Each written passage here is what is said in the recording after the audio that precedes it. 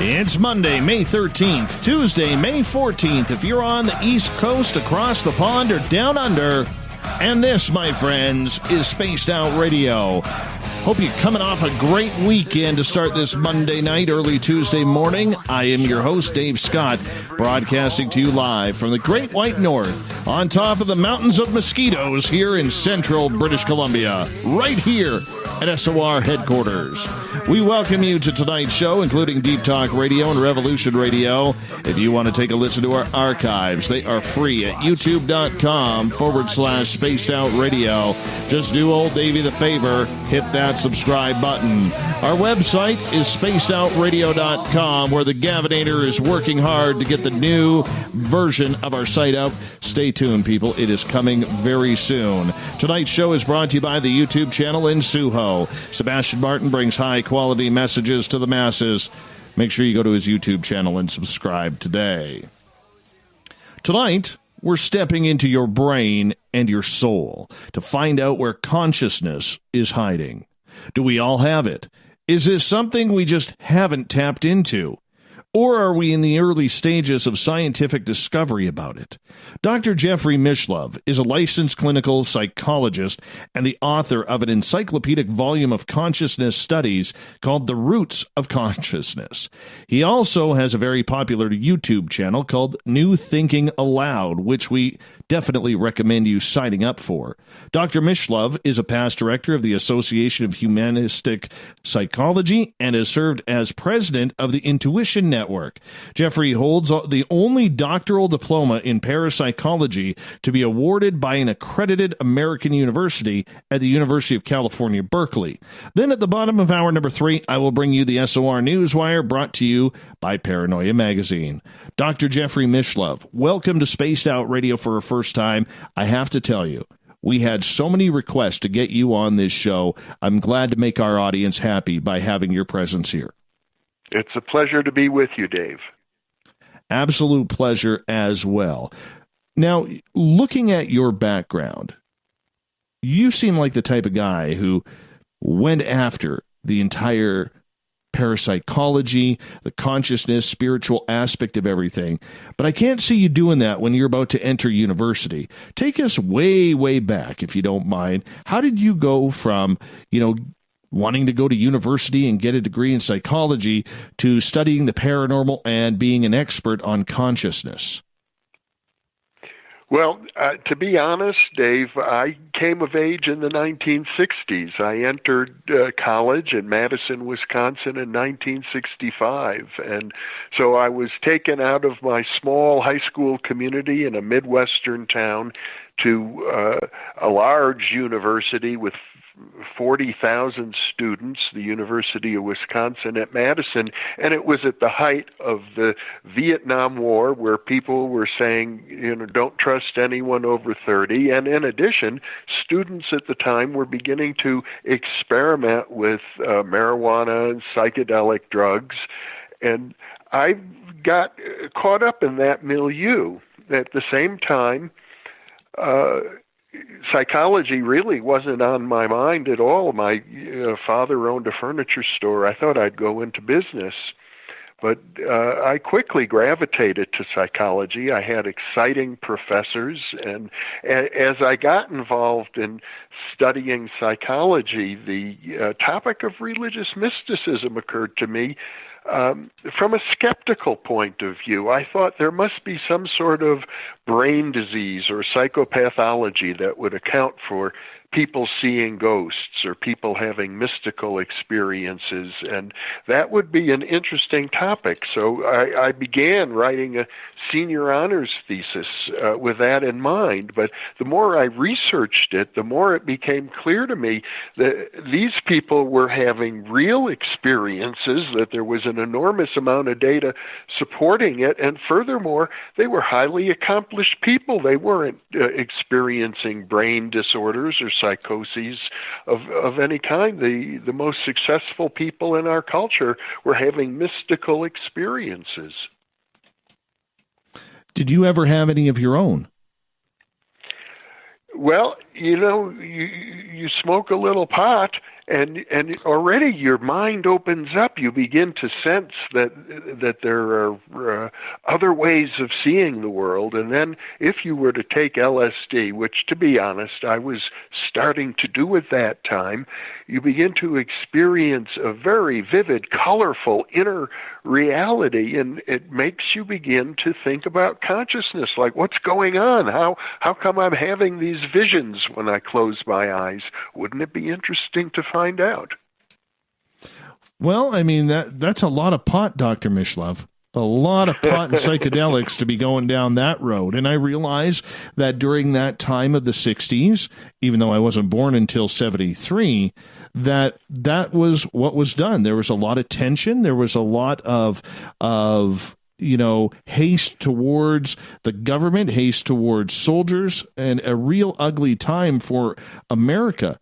So when you decided that you were wanting to look at the consciousness aspect and see where this grows, and I'm no pun intended towards marijuana, but do you look at that point as a real turning point, saying that these people who are having these experiences of euphoria with different beings or sentient angels or whatever it is something that was linked to the drugs back in the 60s? Well, there were scholars who were beginning to ask the same questions at the time, like Houston Smith, who was a professor of philosophy at MIT, and he began, and a specialist in religious mysticism. He wrote the classic book, The World's Religions. It was a textbook used everywhere. He began questioning people on drugs about their experiences and comparing them to people, the classic mystics of the world's great religions. And what he saw was that the experience itself was almost identical in nature, but the difference was that the mystics were people typically who founded monasteries and libraries. They were very accomplished people. They took those insights and they integrated it into their lives and did something with it, while many drug users didn't have the cultural support to do that or didn't know what to do. They were using it for recreational purposes, not for purposes of self-discovery. So certainly not everybody who used psychedelic drugs and marijuana chose to pursue it as a path of self-knowledge. So you're saying you never had a bad trip back in university? That's pretty much true. You got lucky. Maybe luck, or maybe, I don't know what your predispositions are regarding these things. There's a lot of government propaganda that would say that these things are terrible.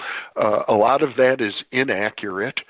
But you also mentioned, the bad times in the 1960s. In many ways, it was a very good time. Young people were taking a position socially. It was a time of women's liberation. It was a time of the civil rights movement. It was a time where we saw enormous social progress. Right. Yeah, and I see that, and I can appreciate that very much. But politically speaking, that's where I was kind of leaning with that. Yeah, it was a difficult time politically because people saw that there was something wrong about our government at the time. We were pursuing this war in Vietnam, and 50-some thousand Americans, I believe, were killed, maybe over 1 million Vietnamese, and we can look back at it now and wonder over what? What was that all about? True. Very true. And I do say we have a number of Vietnam veterans who listen to this show, and we appreciate their very hard work in regards to that. But politically charged, the fact is there was that tension, and it was a little eerie at times that people in their own country had to go through that, and we hope it never happens again. But when you look at the entire aspect that led your education to this, was there a story that really stuck with you while you were going to school that made you push this to the next level, that this is where you needed to concentrate yourself as a doctor, as a scientist, and as a human being? Yeah, indeed there was, Dave. And this occurred early, as I recall, in 1972. At the time, I was enrolled at Berkeley, and I had gotten my bachelor's degree in psychology, but I was now in criminology. I was completing a master's degree in criminology, working in the psychiatric unit of San Quentin Prison, doing group therapy with sex offenders and murderers.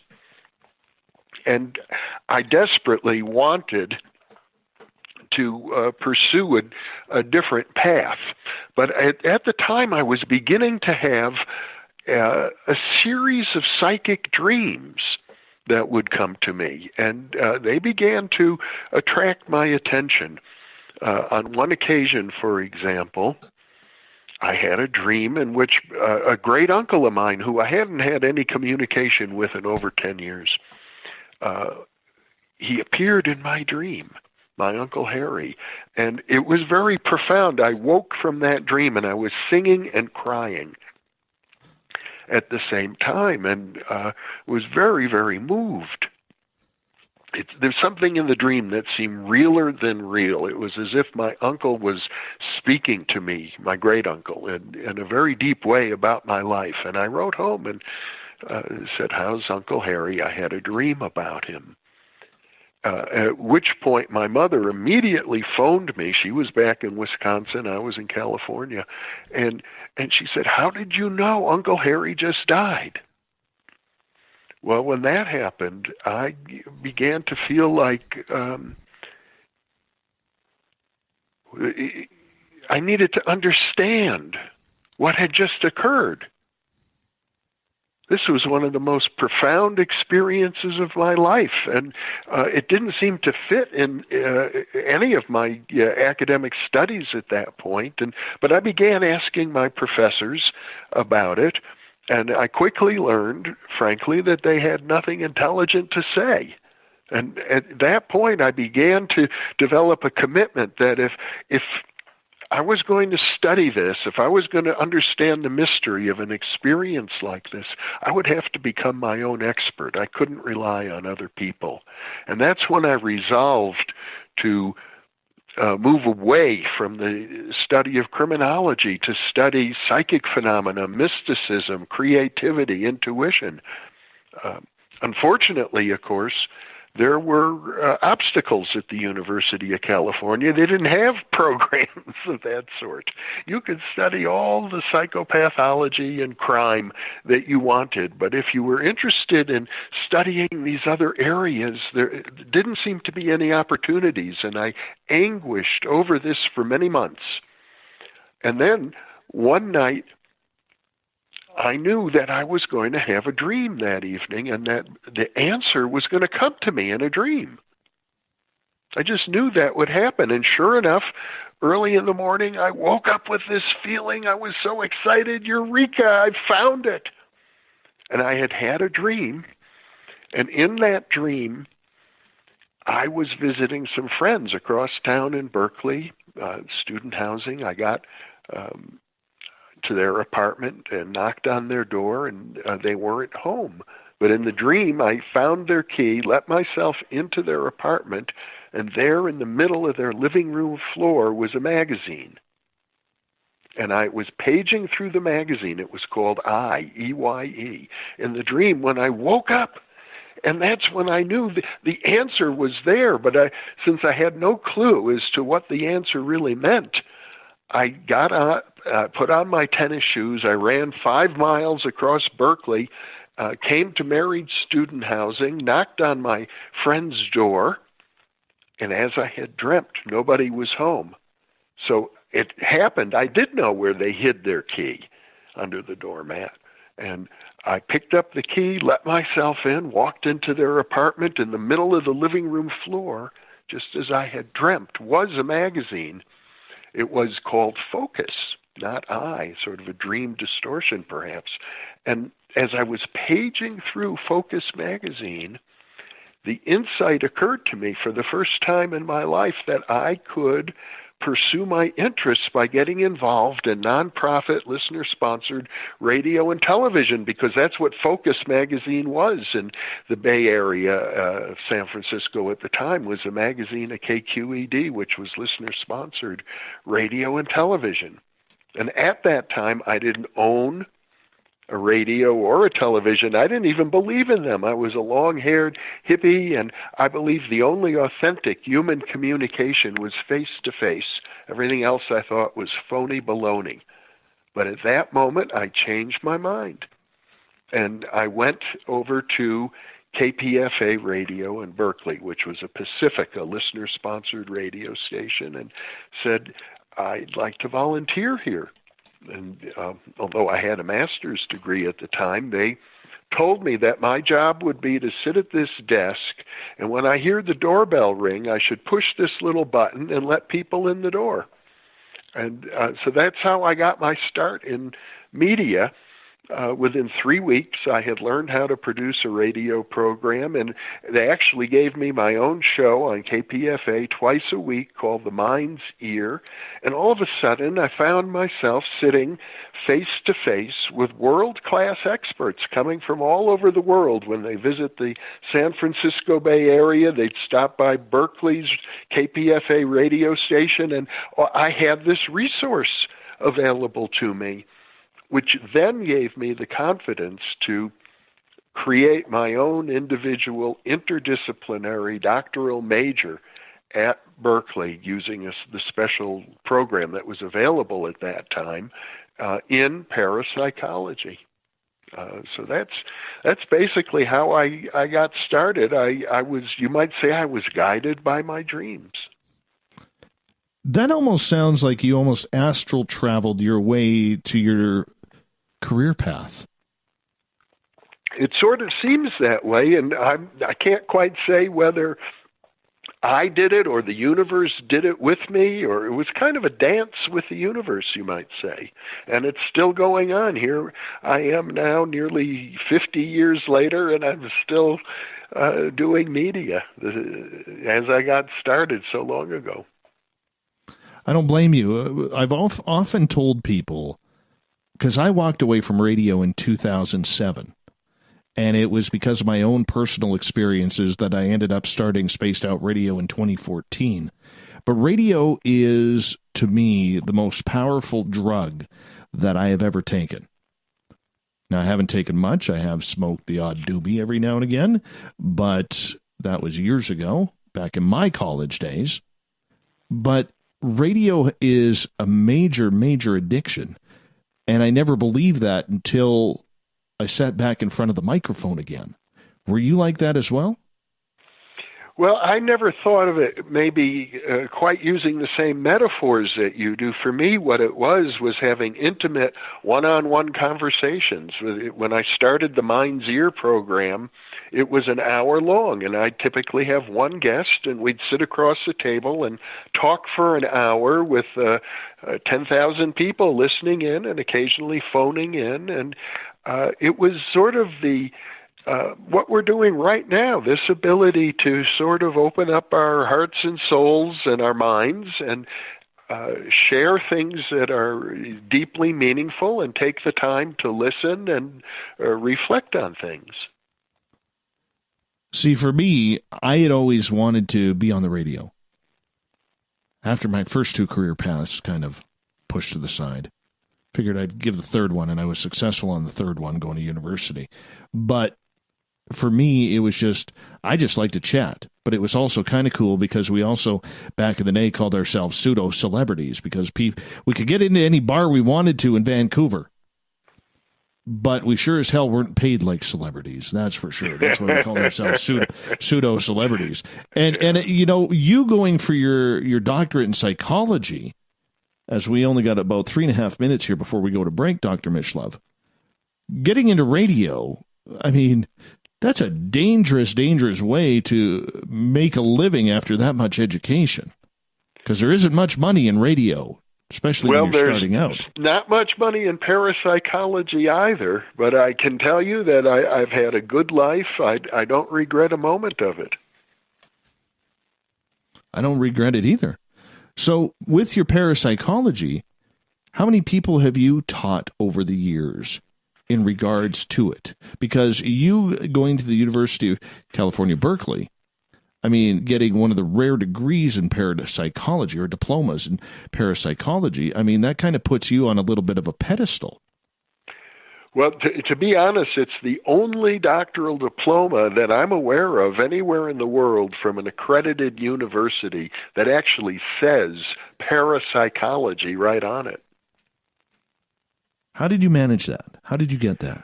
The closer I got to getting that degree, I can tell you this, the more obstacles the university threw in front of me. It was ultimately a real battle persuading the university to grant such a unique degree. And there was an enormous amount of opposition from the outside skeptics who, along with certain faculty and people inside the university who believed major universities simply do not give degrees in parapsychology, which was, of course, true.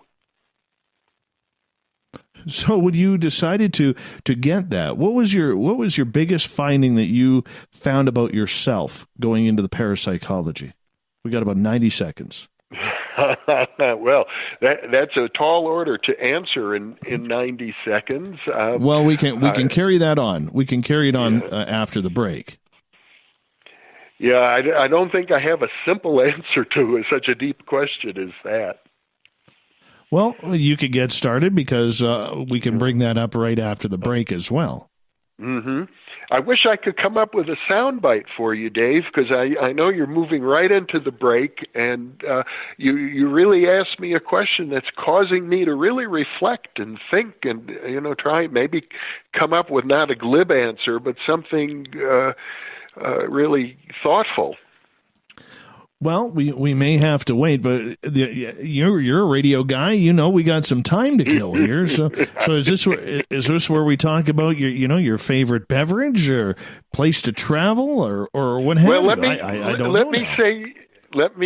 me say this, because what I have done in the last year, and some of your listeners may be interested, I've created 169 monologues on the New Thinking Aloud video channel on YouTube, describing exactly that, all of the effects of the years of study of parapsychology, what I've gained from it at a personal level, and what I can share with people on a personal level about all of that. And of course, I've shared these dreams, but there's a lot more I'm happy to share with your listeners when we come back from the break.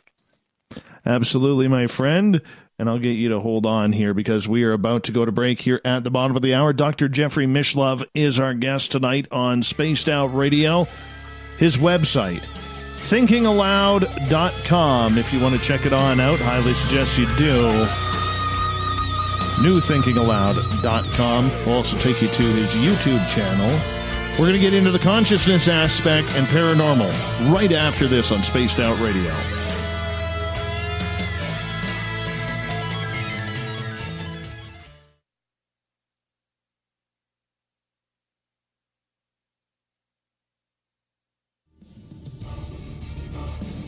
Come get spooked at the 4th Annual Forest Moon Paracon in Cedar-Woolley, Washington, Saturday, September 28th. UFOs, ghosts, aliens, Bigfoot. Speakers include Mike Morin and Jason Jordan, R. Keith Andrews, and Dave Scott from Spaced Out Radio, and so much more. There will be workshops and a VIP roundtable. Get early bird tickets now at fmparacon.com. Are you intrigued by Paranormal Talk Radio? You'll love the new Paranormal Radio app from TalkStream Live. You'll find a great selection of talk shows covering UFOs, ghosts, strange phenomena, and much more. Download the Paranormal Radio app now and start listening to the very best in paranormal talk entertainment, including the network you're listening to right now, the Paranormal Radio app, free in Google Play and the iOS App Store. Looking for the stories of the strange and weird that you will find hard to find anywhere else? Check out the SOR Newswire on our website. Our writers, led by Captain Shirk, are scouring the world for the oddest and most bizarre stories we can find. Everything from weird crime to suspenseful and paranormal. We're working hard for you to bring you the most intriguing news of your day. Check out the SOR Newswire at spacedoutradio.com today. A timepiece is a reflection of who you are, and what better way to show off the real you than with an Escape watch? Escape is a lifestyle brand accessorizing your days and nights. Choose to escape and create the life of discovery that you deserve. Dream, play, unite with your own personalized Escape watch. Head to escapewatches.com. There is no time like the present to enjoy your escape. Use promo code SMF2017 for your 20% discount today. Heading to Vancouver and looking for a night on the town? The Moose Vancouver is the bar that never stops rocking until 2 a.m. every night. The Moose has great food with everything on the menu from $6.95 to $8.95. Fantastic, vibrant staff and rock and roll that will bring you back to when the music was real, the hair was long, and the guitars were rockin'. Get your party on at the Moose Vancouver, the official party bar of Spaced Out Radio. Hello, this is your guitar man, Ron Bumblefoot Thal, and I have to tell you, I love the response I get for Little Brother is Watching from Spaced Out Radio fans. It's amazing how music can inspire and make people think deeper about what's going on in the supernatural world. You can head over to my website, bumblefoot.com, to check out my music, my guitar workshops, my touring, even check out some of the hot sauces that I'm working on. And make sure you keep on listening, because with Spaced Out Radio, you know Little Brother is watching. Are you tired of being blocked, shadow banned, or placed in jail for simply posting your thoughts on social media? Social Media Freedom can take care of that for you. Social Media Freedom is the newest and one of the best free new apps that allows you the freedom to post what you want, when you want. It takes seconds to download from your app store. Come join the tribe at Social Media Freedom. It's time to set yourself free. Every night on Spaced Out Radio, we have places for you to hang out. Hi, this is Carl. Join our SOR Space Travelers group on Facebook for live chat. On Twitter, using hashtag Spaced Out Radio. You can also join us in our Spreaker chat room. Check us out on Instagram at Dave Scott SOR. All of our archives are free on YouTube at Spaced Out Radio. By the way, I'll be watching you at your window until you do. Bye! So, you love talk radio? Then you'll love TalkStreamLive.com. TalkStream Live is always on, 24/7, with the best streaming talk shows. Find your favorite talkers and discover some new ones. It's free, readily available online or on mobile with any smartphone or tablet. Finding your favorite talk shows all in one place has gotten a whole lot easier. Just go to TalkStreamLive.com. Be sure to download the free apps from Google Play or the iTunes App Store. Did you know Spaced Out Radio runs 7 days a week? Hi there, this is Tessa Nicole Thomas, and I'm here to take you on a paranormal journey each Saturday and Sunday night. Why change the station when you have it all right here? Together, we'll hang out and share some strange and scary stories. And don't forget, we have Psychic Sundays as well, so come tune in Spaced Out Weekend. We get going at 9 p.m. Pacific, midnight Eastern, only at spacedoutradio.com, where we own the night. Looking for a place to advertise at a very reasonable cost? Look no further than Spaced Out Radio. SpacedOutRadio.com has an advertising tab that you can click to check out our daily, weekly, and monthly packages to play on the radio, or our website including social media. From commercial spots to banners, we have it all. Check out our competitive pricing today. We're bringing scientific thought to the paranormal. Hi there, this is Spaced Out Radio scientist Chris Cogswell. Join me, Chris Zuger, and Dave Scott the second Wednesday of every month, where we break down the who from the woo when it comes to everything paranormal. We'll investigate and try to bring sensible answers to those straight and sometimes outlandish questions people have. Hey, not everything has an answer, but we'll do our best. Listen in to Reality Paranormal only on Spaced Out Radio. Coming soon to our website, spacedoutradio.com, is the SOR Space Travelers Club. For just $5 a month, you can get into a private area on our site where you can hang with other listeners in our chat room, post in our forum, and check out a bunch of exclusive content and store that won't be found anywhere else, including a nightly after-show party with Dave. It's going to be the best $5 a month you're going to spend. The SOR Space Travelers, only at spacedoutradio.com. Coming up this September 21st and 22nd, all UFO eyes will be focused on Toronto for the 4th Annual Alien Cosmic Expo. Come listen to some of the biggest names and experiencers in ufology. Travis Walton, Paul Hellyer, Richard Dolan, Paula Harris, Grant Cameron, Randy Kramer, and Spaced Out Radio's own Dave Scott. Tickets are on sale now at aliencosmicexpo.com.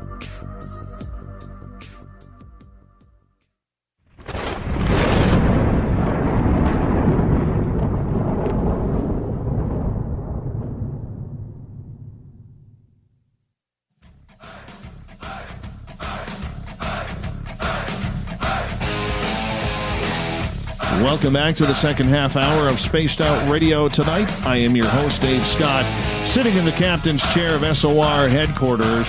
Reminder to all of you that if you've missed part of this show or others, you can always check out all of our archives for free at youtube.com/Spaced Out Radio. Just do me the favor, hit that subscribe button. Our website, a little bit behind, but it is coming together very soon. Our brand new website is going to launch. The Gavinator says it's looking damn good, so we're going to trust his word on that and just let him do his thing. Tonight, we are talking with Dr. Jeffrey Mishlove. We are talking consciousness, parapsychology. We're getting into some UFOs, remote viewing. This man has done a lot of really cool research in this field. And if you want to check out his website, go to newthinkingaloud.com. Dr. Mishlove, what a pleasure to have you here. A pleasure to be back with you, Dave.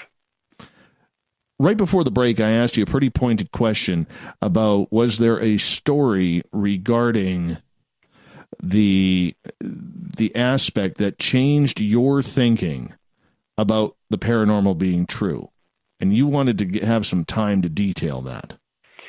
Well, I'll tell you, for example, early on when I was still a student in criminology at Berkeley, I decided to explore the psychology of solitude, and I went down to visit Santa Cruz, the University of California at Santa Cruz, where they had a history of consciousness program. I hitchhiked down and, met people and stayed overnight with them, and I met this lady right away on that trip.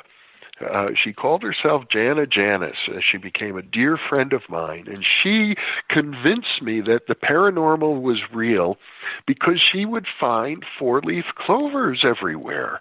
She would hear a little voice. She said it was the clover spirits, and it would say, "Pick me, pick me, pick me." Then she'd reach down and pick a four-leaf clover. And it happened so often, she had like hundreds of them. And I even have to this day a bunch of four-leaf clovers that she gave me embossed as a wedding present. So it was sort of like physical proof right then and there that something about the paranormal was real, and I had the four-leaf clovers to prove it. So the four-leaf clovers convinced you? They did, that was very visible evidence that something was going on that you can't account for. Normally 1,000, one clover in 1,000 is a four-leaf clover. They're not easy to find. That is very true. Down. Go ahead, boss. Yeah. So that was one experience. I'll tell you another. I, in the early days, shortly after I got my degree in parapsychology, I was invited to become part of a seminar. I don't believe it's in existence any longer. It was called Omega Seminars, and I became a trainer for Omega Seminars, and they taught something that has really stuck with me. It served me well throughout my career because I have to say, it's not all that easy to be a parapsychologist. Every parapsychologist I know, and even though I have the only doctoral diploma that says parapsychology, there are several hundred people doing good research in the field. Most of them are psychologists or philosophers or medical doctors or educators. In any case, the Omega seminar taught a very valuable lesson, and that is simply to love yourself, to what they call unconditional self-love, that you can love yourself no matter what anybody around you says or does or thinks or feels, or even what you think or feel or say or do. There's no reason not to love yourself as a spiritual being. It doesn't mean that you love everything you do. You can certainly want to improve, and you want to listen to constructive criticism and offer constructive criticism to other people, but you can do that without putting yourself down, without hating yourself.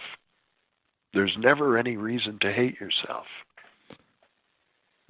That is a very profound statement, because it's hard. Like, I have no problem admitting I suffer from depression and anxiety, and I like to admit it to our fans because I want them to feel okay, that it's okay to admit it. And that statement that you just said is very, very difficult at times.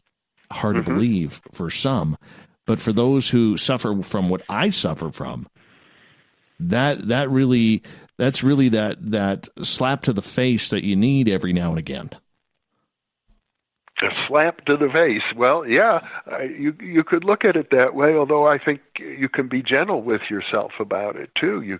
It's simple. If you hear yourself saying negative things to yourself, like I'm an idiot, or I'm a shithead, or I really, there are many ways to put it. You can rephrase it. You can learn how to talk to your subconscious and give yourself positive affirmations, and not every time you hate yourself, you repeat something like that to yourself. You're giving your subconscious mind a negative affirmation, and your subconscious mind will respond to that. So it is possible to let go of negativity.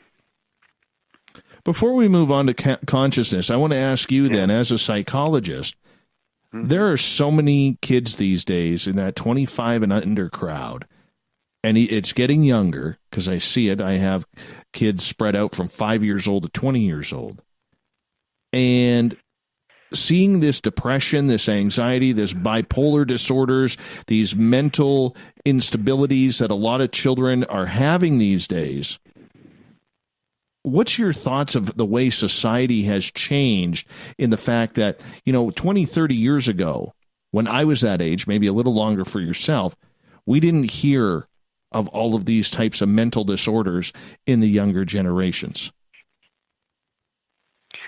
Yeah, my first thought about that is, and it's certainly true. I mean, ADHD, attention deficit disorder, has increased. Autism has increased. Anxiety has increased.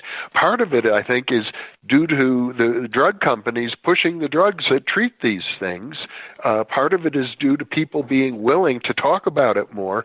But I think we also have to look at what's happening to the environment. Every year, 50,000 new chemicals are put into the environment. And besides that, we have hundreds of new forms of electromagnetic radiation signals passing through our bodies all the time, with cell phones and Wi-Fi and Bluetooth and microwaves, and it's going to be 5G coming on soon. And so the amount of radiation and the amount of new chemicals in the environment has increased enormously since I was a child. And I wonder, what are the environmental impacts of these things on the overall health, and especially mental health, of the population as a whole? Well, it's soon going to be seen on what happens, because I can't believe everywhere you turn today, this depression, this anxiety that kids are having these days. It's ridiculous. I wouldn't want to grow up. I realize every generation says that I wouldn't want to grow up in your time. It was so much more easier when I did it, But I could honestly say with the social media and the bullying and the constant harassment that kids go through these days, does not surprise me that this is going on and that this is the stage we're at. Well, social media is something new. It didn't exist when I was young, and now it's taken over. It's given groups of people who share certain negative beliefs a chance to get together and, share those beliefs, articulate whatever negativity they have, and form communities around different forms of negativity, reinforcing it rather than letting go of it. That's become a problem, and also rudeness is on the increase as well on the Internet. People use pseudonyms, so they, I think, feel a little bit anonymous often on various social networks, and as a result of that, you hear a lot of foul language, but worse than that, you hear people putting other people down, just hurling insults at each other. That's become the norm, and it's moved into our political life in this country. I think you could say there is a deterioration going on, but if I look back at what my father had to live through, the Second World War, the Depression, the adults that I grew up with used to always say that, things were much harder for them, not easier for them. But it's changed now. A lot of adults realize, it was easier for us, and now it's harder for those who are following. Well, back then we didn't have safe rooms and quiet places and crying places. And mass shootings. And we didn't have to deal with, having our feelings hurt. It all came with it. Yeah, I hear that. I know Bill Maher, who I love to listen to on television, complains a lot about the younger generation and their feelings get hurt. They get coddled too much, and it's true. I don't think we got coddled like that, but I'm not really sure it's happening to the younger generation either. Maybe it's because I'm out of touch with them. I don't know most of my friends. Most of the people I interview are older, but I try to reach out to young people, and, for the most part, they don't seem like they're being coddled or too easily hurt. For the most part, when I look at young people, they seem eager and curious and thoughtful. Well, I don't know how it is down there. Up here, I know that I had a daughter that was bullied on social media. That was hell. That was literally hell. The good news was her cousin was a big boy in high school, like 6'2" and 170 pounds, big kid at that age. Went and gave the kid an old-fashioned how do you do, but that's the way we do it. Hockey style still rules every now and again. But moving on here, because I want to get into the consciousness aspect, as we got about 10 minutes to go before we go to break. Dr. Jeffrey Mishlove is our guest tonight.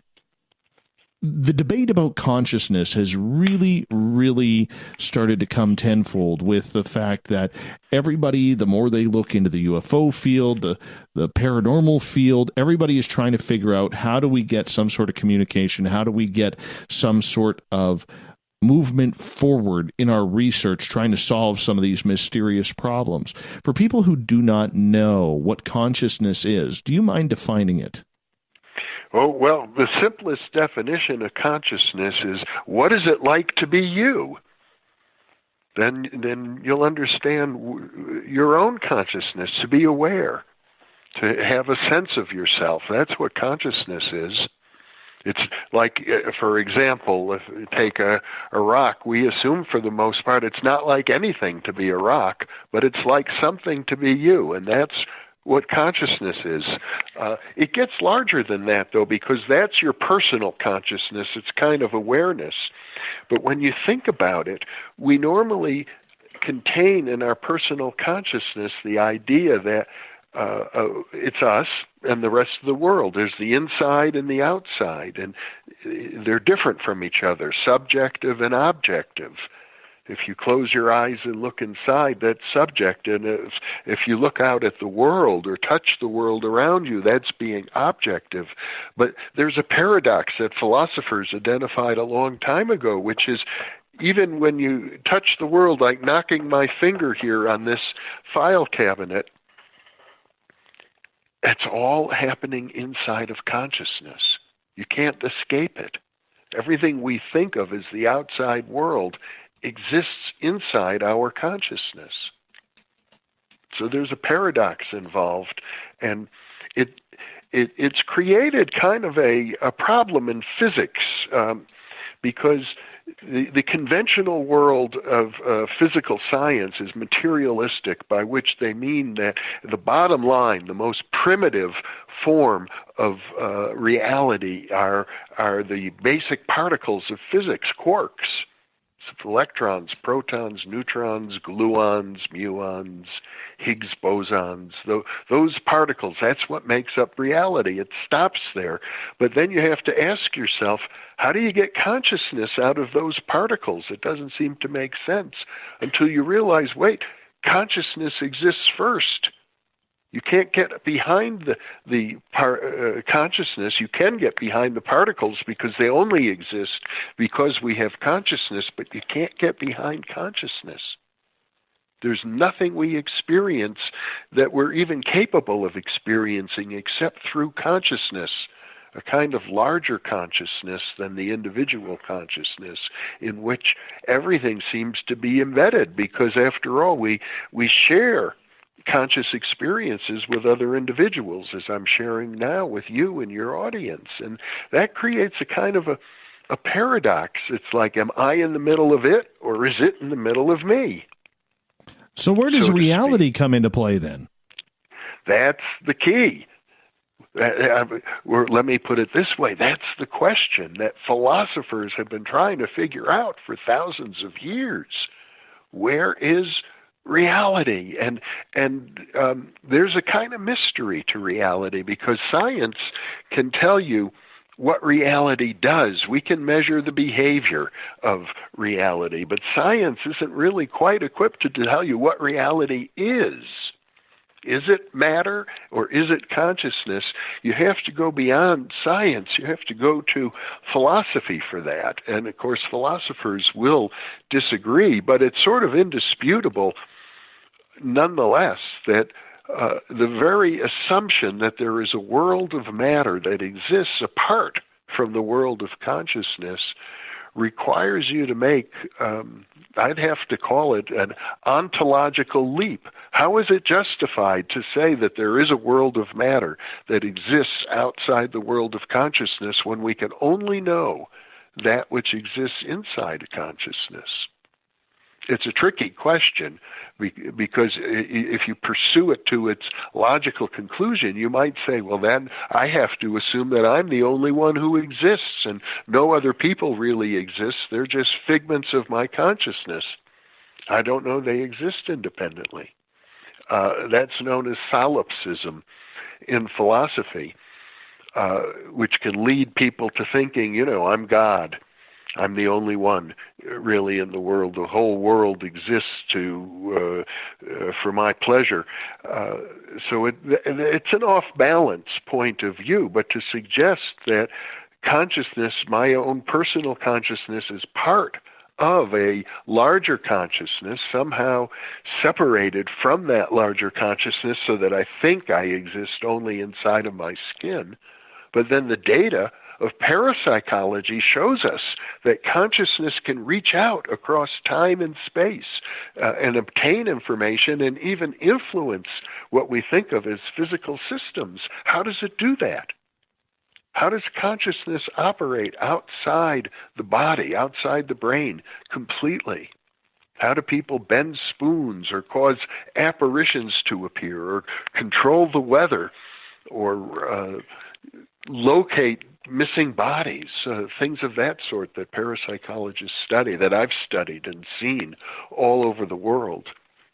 It's very hard to explain that in terms of materialistic science, the idea that consciousness is a product of the neurons of the brain. Then you would have to assume that consciousness can't travel outside the body. It can't really leave, and therefore materialistically inclined individuals tend to assume that when parapsychologists report otherwise, that something must be wrong. The parapsychologists themselves must be sick or crazy or sloppy or something. They don't want to deal with the data because they believe it's not even worth looking at, and therefore parapsychology gets a bad name, and they try to hide it and do away with it. And so I end up being the only person in the world with a doctoral diploma in parapsychology. But the fact is that millions of people, most people, actually have these experiences. 2.5 minutes left before we go to break at the top of the hour. Dr. Mishlove, a lot of people would say the way you are describing consciousness would be the equivalent of the way religious people describe the soul.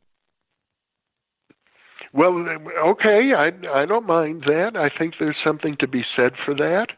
The psychology, the word psychology derives from the Greek word psyche, and it means soul. Psychology originally was the study of the soul, the study of consciousness, the study of the psyche.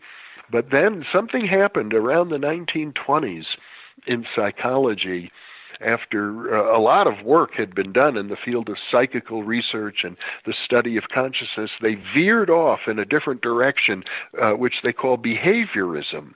They decided that psychology should only be the study of behavior, not consciousness, that it was unscientific to study consciousness per se. So for the next really 50 years, from the 1920s to the 1970s, consciousness was sort of outlawed practically, by taboo, by social custom. It was not discussed in the field of psychology.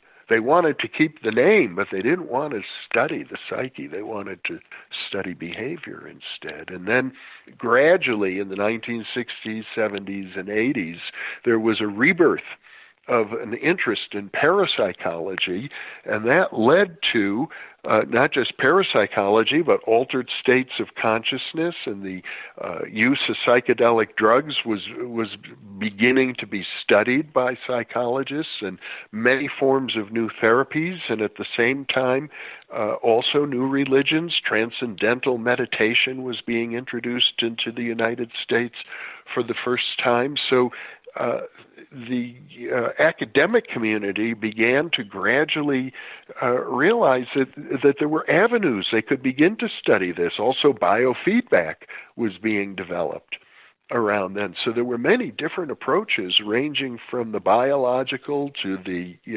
meditative to the physiological, and even anthropological studies of shamanism and studies of mystics became popular. So now what we have is a huge multidisciplinary interest in this field across the whole spectrum, but still not yet mainstream. Very incredible. We're going to have to go deeper into that, because there's a lot of people who believe that consciousness is opening up portals, helping people fly UFOs, communicating with ghostly or cryptid apparitions. We could go a lot of different ways, and we're going to hit there with Dr. Jeffrey Mishlove in hour number 2 of Spaced Out Radio, coming up right after this.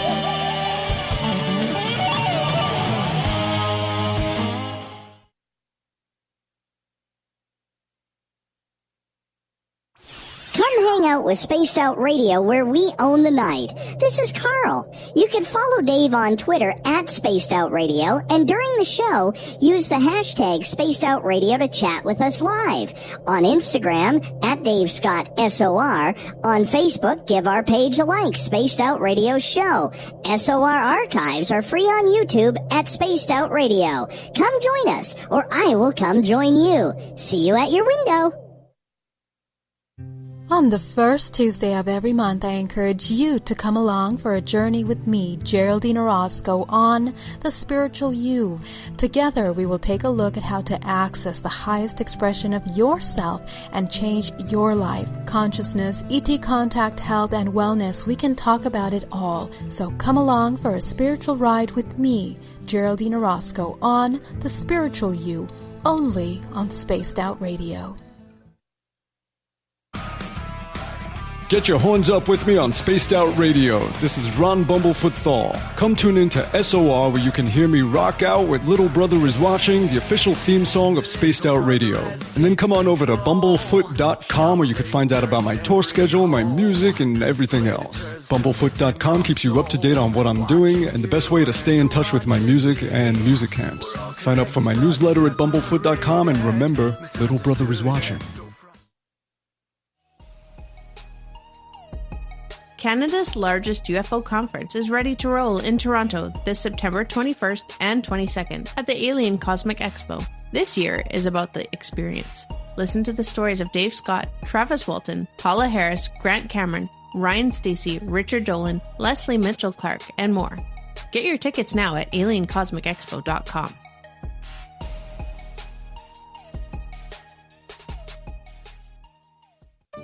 Find your escape where time has no limits. It's about living today and cherishing the heritage of yesterday. A spirit of adventure for what is new with the nostalgia of the past. Your timepiece is a reflection of who you are. Life surrounded by beauty from the world around us to the soul within. EscapeWatches.com. There is no time like the present to enjoy your escape. Use promo code SMF2017 for your 20% discount today. The Call of the Wild is in Vancouver. The Moose Vancouver is one of the hottest bars and restaurants in the city. Open until 2 a.m. nightly, the Moose will rock you like a hurricane all night long. Great food with everything on the menu at $6.95 near the corner of Nelson and Granville. Get your horns up and come rock with us. The Moose Vancouver, the official rocking bar of Spaced Out Radio. Visit purpleplates.com today. For over 40 years, the Purple Energy Plates have been delivering amazing results for their many customers. Inspired by the great genius Nikola Tesla, the harmony, healing, and energetic effects of the plates have proven over and over to be beneficial and often miraculous to thousands of customers. Check their site for daily specials and choose from their many energy products. You won't be sorry.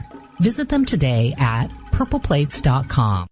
The freedom to post what you want, when you want. That's the social media freedom you need. Social Media Freedom is the free app in your app store. No need to worry about going to jail or being shadow banned any longer. It's the freedom to say what you feel. The freedom to know Big Brother isn't watching. It's the way social media is supposed to be. Social Media Freedom. It's time to set yourself free. Download from your app store today.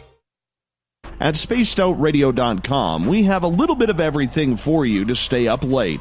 So while you're there, check out our SOR Newswire, where our team brings you stories of the weird and strange to the WTF from around the globe. News on Bigfoot, UFOs, paranormal, Darwinian-type crime tales. It's the stories that the mainstream media usually won't touch. Well, we got them all on the SOR Newswire, only at spacedoutradio.com.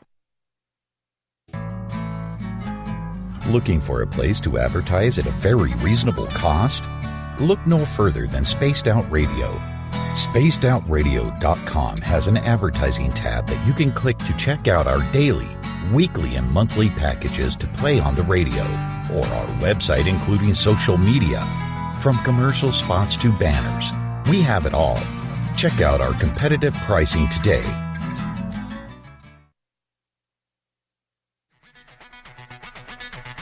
Come get spooked at the 4th Annual Forest Moon Paracon in Cedarwoolley, Washington, Saturday, September 28th. UFOs, ghosts, aliens, Bigfoot. Speakers include Mike Morin and Jason Jordan, R. Keith Andrews, and Dave Scott from Spaced Out Radio, and so much more. There will be workshops and a VIP roundtable. Get early bird tickets now at fmparacon.com. We are getting ready to relaunch the SOR Space Travelers Club at spacedoutradio.com. For $5 a month, you can join us for a plethora of features found nowhere else. Hang out in a private chat room during the show and after party. You can check out some exclusive content and a store specifically for you, as well as a private listener forum where you can post your thoughts, stories, and pictures. The SOR Space Travelers Club, coming soon to spacedoutradio.com. You hear footsteps in the empty room above you. A rocking chair begins rocking by itself. Don't be afraid of the things that go bump in the night. Reach for Spirit Storybox, the iPhone app the Huffington Post UK called the only ghost hunting app you will ever need. Spirit Storybox. The spirits are telling their stories. Are you listening? We're bringing scientific thought to the paranormal. Hi there, this is Spaced Out Radio scientist Chris Cogswell. Join me, Chris Zuger, and Dave Scott the second Wednesday of every month, where we break down the who from the woo when it comes to everything paranormal. We'll investigate and try to bring sensible answers to those straight and sometimes outlandish questions people have. Hey, not everything has an answer, but we'll do our best. Listen in to Reality Paranormal only on Spaced Out Radio. So, you love talk radio? Then you'll love TalkStreamLive.com. TalkStream Live is always on, 24/7, with the best streaming talk shows. Find your favorite talkers and discover some new ones. It's free, readily available online or on mobile with any smartphone or tablet. Finding your favorite talk shows all in one place has gotten a whole lot easier. Just go to TalkStreamLive.com. Be sure to download the free apps from Google Play or the iTunes App Store. Hey, this is Canadian Paranormal Investigator Mike Moore. The third Wednesday of every month, I'll be teaming up with Dave Scott to bring you Ghosts of the Great White North. Each month, we will bring on guests from across Canada to discuss their ghostly encounters. Canada is a paranormal hotbed with stories you've never heard, so we're going to bring them to you. So get comfy on your Chesterfield, grab a donut, and join us, eh?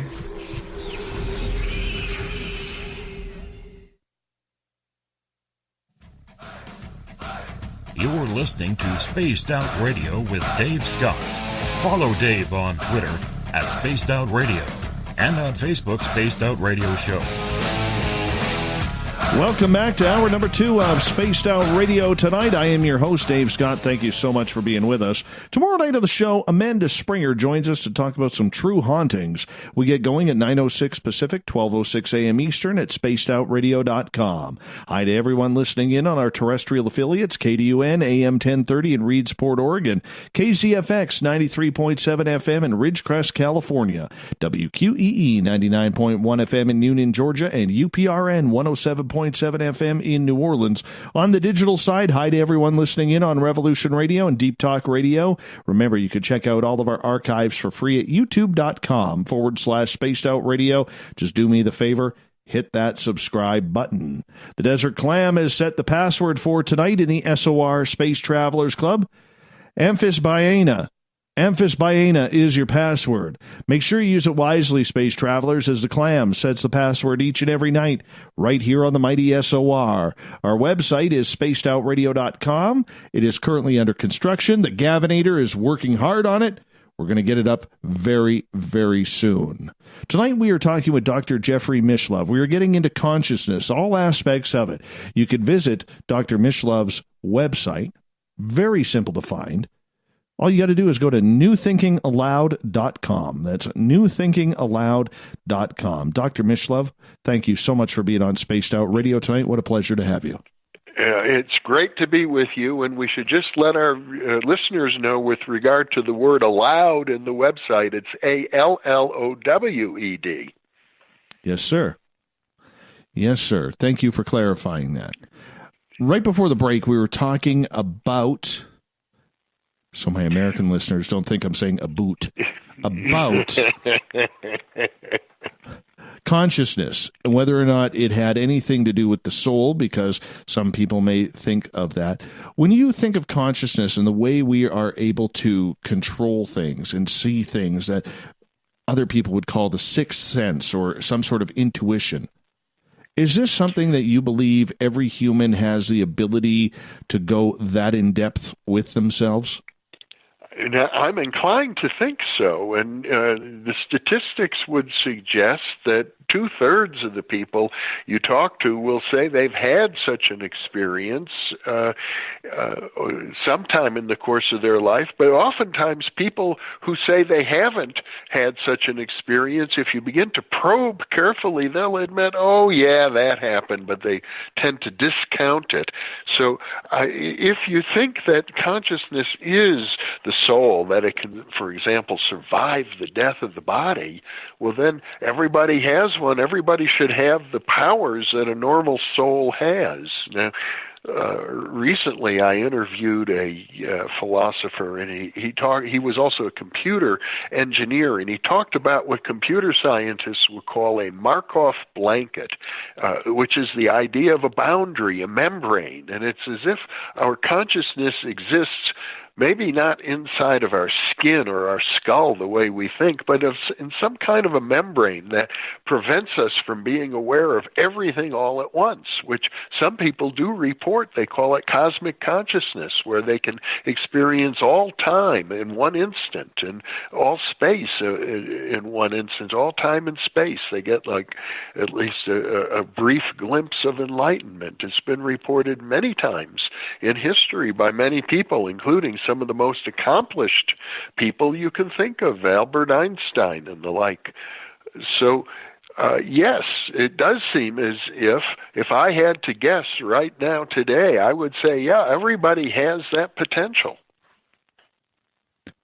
Does that include psychic intuition? Because all of a sudden we see, especially on social media, a lot of psychics jumping up, whether they're using tarot cards or doing these readings. How does one tell if they actually are getting a gift or they're just playing with one's imagination? Well, let's assume that they are gifted. It's still, to be honest, to be a professional psychic requires probably more than just being gifted. It requires discipline. And unfortunately, there are very few places where a person can go to get the kind of training to be a really good professional psychic. The military did it for a while, for about 20 years in the United States. They trained remote viewers, and they applied them to using military tasks of military intelligence. And there are other instances, well known, where people can cultivate this simple ability. We call it remote viewing instead of clairvoyance these days, and it can be used in law enforcement, it can be used in archaeology, it can be used in medical diagnosis. There are many other examples, historical analysis, as well. It has practical applications, financial forecasting even, or if you're into wagering on basketball, football games, or baseball games. The practical applications are well known. Are there any tests out there that can prove or disprove this type of theory? Because we always hear of these people putting up these $1 million awards to those who claim their intuition, the amazing Randy being one of them. Yeah. Well, the thing about it is that there are, amongst the skeptics, they're really interested in publicity seeking, and so they do these awards. And if you're in academia, you can get some mileage out of being a skeptic. You're likely to get tenure and likely to get promoted, whereas if you study parapsychology, you're lucky if you don't lose your job.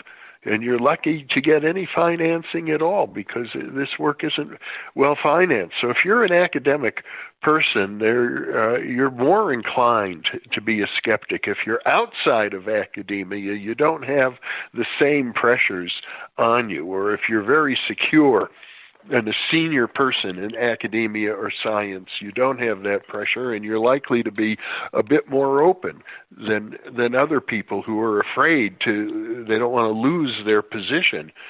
So there are those who cling to those claims about the $1 million award. But if you look at it carefully, for one thing, almost all research in parapsychology is statistical in nature, and the people who offer the $1 million award don't want to deal with statistics. They don't want to just have a statistical demonstration. They're looking for you to, let's say, bend a spoon and do it over and over and over again on their criteria, and then if you should succeed, then they get to own whatever you do.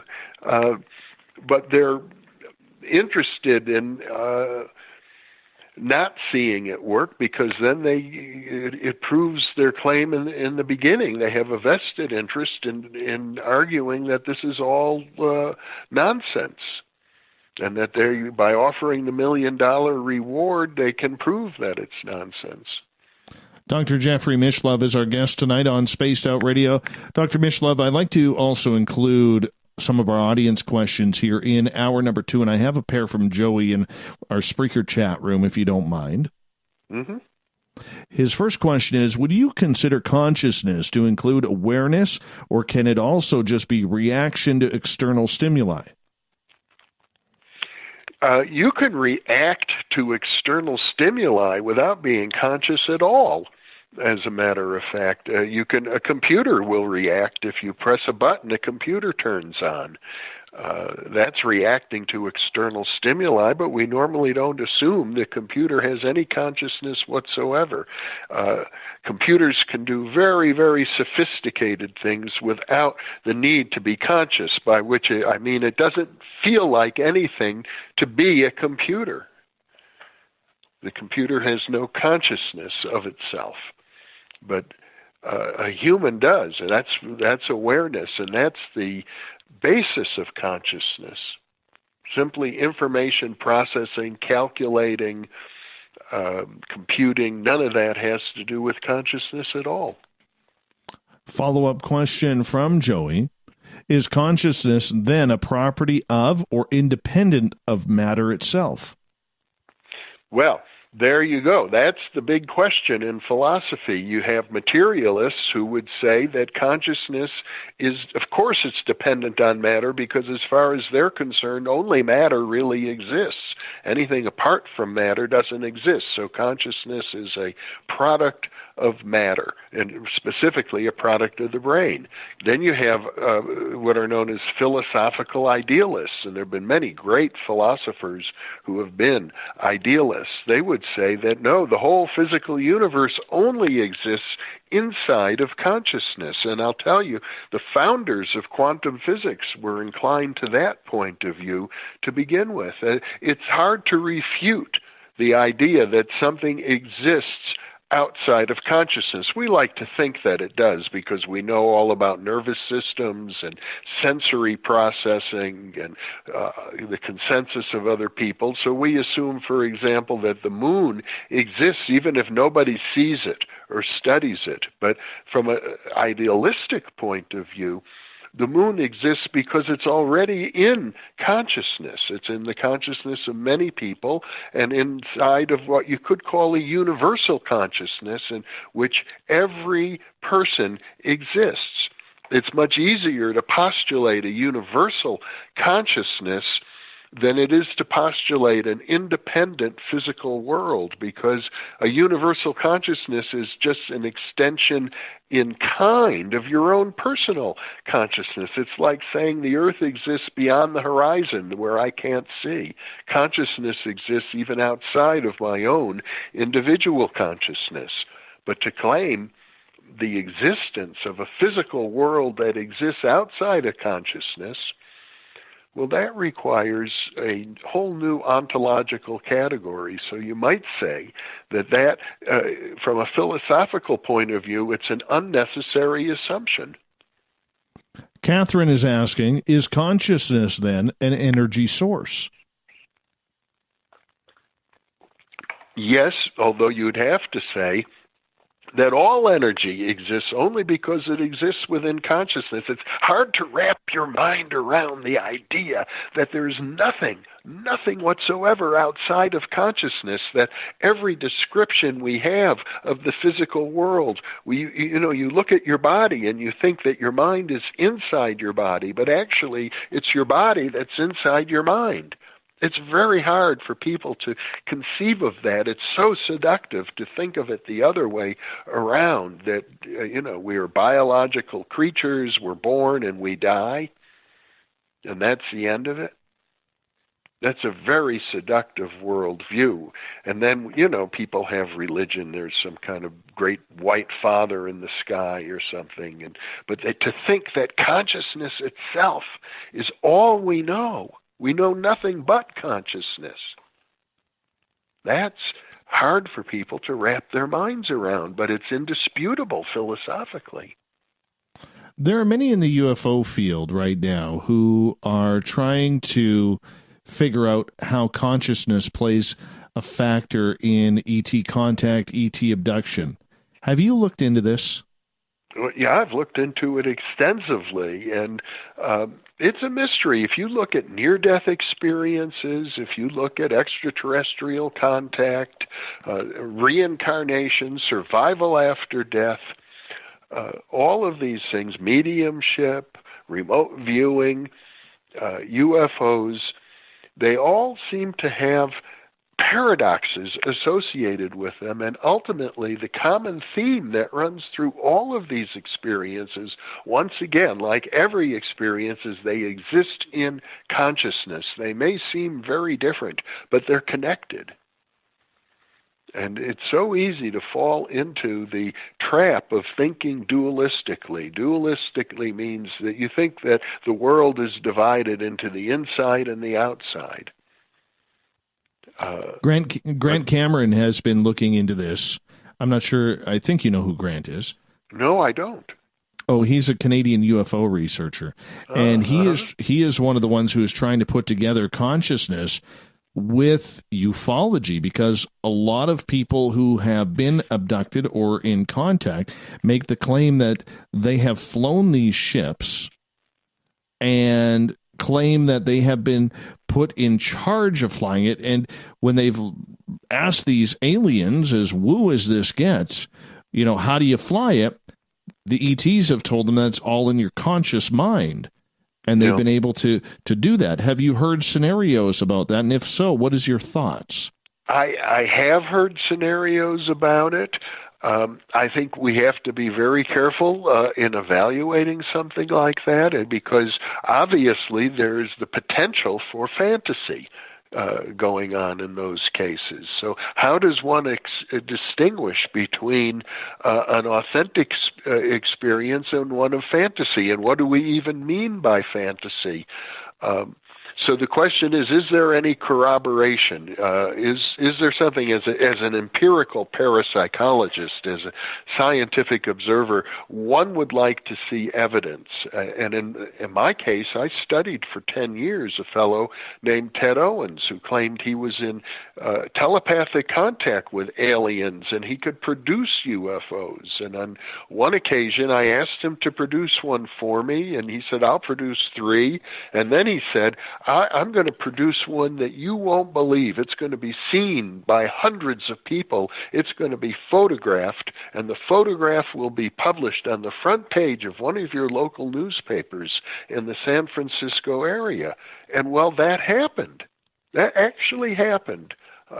And I reported on it. But the question then remains as to what happened? What exactly happened? Did he cause it? Was it a question of him producing it through psychokinesis? Was it a question that he simply predicted an event that was going to happen anyway? Or was it a question of he called down a UFO because he's in telepathic contact with aliens? There are many different ways to interpret it, and it's, as with most events of this sort, they're very paradoxical and hard to understand, but you find this in area after area after area. It could be religion. It could be the mythology about angels and demons, or little people, elves and fairies and gnomes, and it could be the lore of wizards or shamans turning themselves into animals, or people visiting the past life. They're all full of paradoxes of this sort, and ultimately they all boil down, I think, to we need to come to grips with the notion that consciousness itself is fundamental, that everything we see and touch is ultimately made of nothing more than consciousness. So do you think our mind then has the ability to control these new types of technologies that may be coming in the future if people are already making those claims of flying UFOs? Well, I have yet to validate a single claim of that sort. So I don't know about those particular claims. I have talked to people who claim they've been on UFOs, and I have to admit, I think to a large degree we're talking about visionary experiences, and it's not that I wish to discount visionary experiences. I think you have to consider them what the philosopher Henri Corbin called imaginal. And he distinguished between imaginal and imaginary, that things do occur in the imaginal world, and they occur in that world, and they're very real, but they're not the same as things occurring on the physical plane. Another way to say it is they are occurring perhaps on what we could call the astral plane. But that's not the same as to say that it happened physically. It could be photographed, and you could go to the Amazing Randy and collect $1 million. I wouldn't go that far. Although I would like to, and the fellow I studied for 10 years, Ted Owens, wanted nothing more than to convince scientists in a hardcore way that he was in telepathic communication with aliens, that he could control the weather, he could end droughts, he could cause UFOs to appear when he wanted, he could point his finger and create lightning strikes or power blackouts. And he went around the country doing everything he could to convince people of this. But unfortunately, in our culture, and you and I talked about some of the problems, all the negativity in our culture, people began attacking him. People began calling him a fool and an idiot. And then he would say, I better teach you a lesson. And he did. He often used negative applications of what you might call psychokinetic energy, and as a result, harm was caused, property was damaged, airplanes crashed, people committed suicide, bad things happened, fires started, all sorts of things of a negative nature, which brings up, unfortunately, the specter of witchcraft. And, we try very hard to get away from a culture that has witchcraft. We try to say, oh, no, witches aren't real. We don't believe in witches. And that in ancient times, when witches were burned at the stake, or in some cultures today where they still punish witches, we say that's just superstition. But the data of parapsychology would suggest that it's certainly not all superstition, that some of it may be, but we have to look at these things in a much more sophisticated way. And that's probably a good place to leave it before we go to break here at the bottom of the hour. Dr. Mishlove, really appreciate you doing that. When we come back, I have a question from John on Twitter at #SpacedOutRadio that I want to get through to you because I think it's kind of cool. A good question that we will get to. And we're going to get into more of the remote viewing and the consciousness aspect of that, because we do know that there has been a lot of study in the United States government with the CIA, remote viewing, and lots of programs that are hidden and dark. Dr. Jeffrey Mishlove is our guest tonight on Spaced Out Radio. We continue right after this.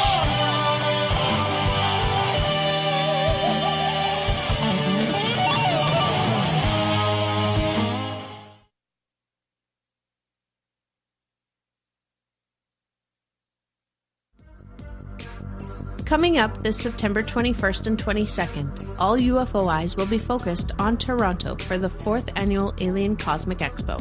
Come listen to some of the biggest names and experiencers in ufology. Travis Walton, Paul Hellyer, Richard Dolan, Paula Harris, Grant Cameron, Randy Kramer, and Spaced Out Radio's own Dave Scott.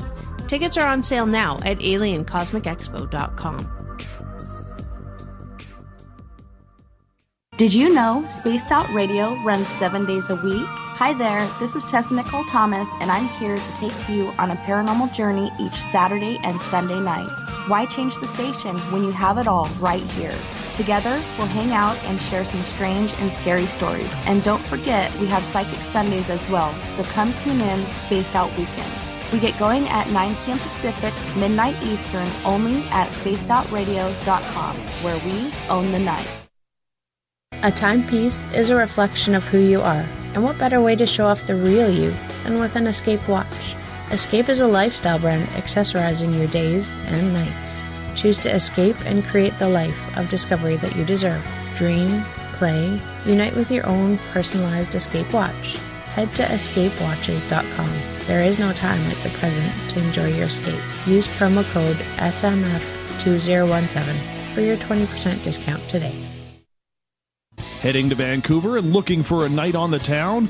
The Moose Vancouver is the bar that never stops rocking until 2 a.m. every night. The Moose has great food with everything on the menu from $6.95 to $8.95. Fantastic, vibrant staff and rock and roll that will bring you back to when the music was real, the hair was long, and the guitars were rocking.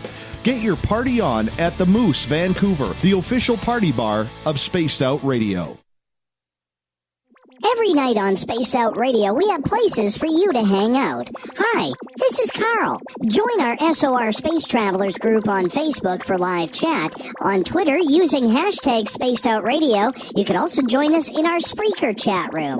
Check us out on Instagram at Dave Scott SOR. All of our archives are free on YouTube at Spaced Out Radio.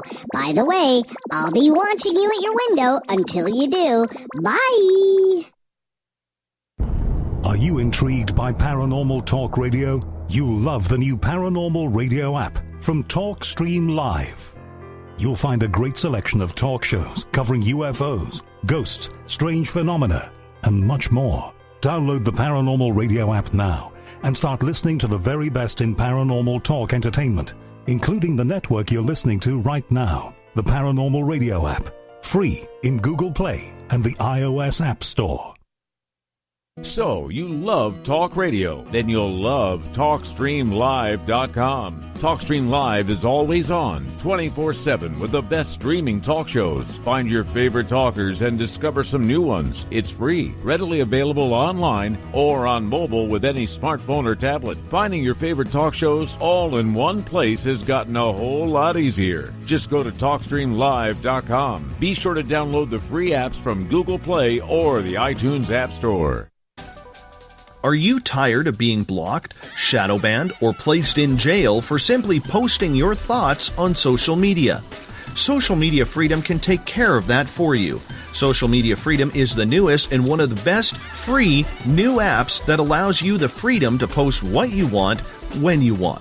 It takes seconds to download from your app store. Come join the tribe at Social Media Freedom. It's time to set yourself free. Hello, this is your guitar man, Ron Bumblefoot Thaw, and I have to tell you, I love the response I get for Little Brother is Watching from Spaced Out Radio fans. It's amazing how music can inspire and make people think deeper about what's going on in the supernatural world. You can head over to my website, bumblefoot.com, to check out my music, my guitar workshops, my touring, even check out some of the hot sauces that I'm working on. And make sure you keep on listening, because with Spaced Out Radio, you know Little Brother is watching. Looking for the stories of the strange and weird that you will find hard to find anywhere else? Check out the SOR Newswire on our website. Our writers, led by Captain Shirk, are scouring the world for the oddest and most bizarre stories we can find. Everything from weird crime to suspenseful and paranormal. We're working hard for you to bring you the most intriguing news of your day. Check out the SOR Newswire at spacedoutradio.com today. Come get spooked at the 4th Annual Forest Moon Paracon in Cedar-Woolley, Washington, Saturday, September 28th. UFOs, ghosts, aliens, Bigfoot. Speakers include Mike Morin and Jason Jordan, R. Keith Andrews, and Dave Scott from Spaced Out Radio, and so much more. There will be workshops and a VIP roundtable. Get early bird tickets now at fmparacon.com.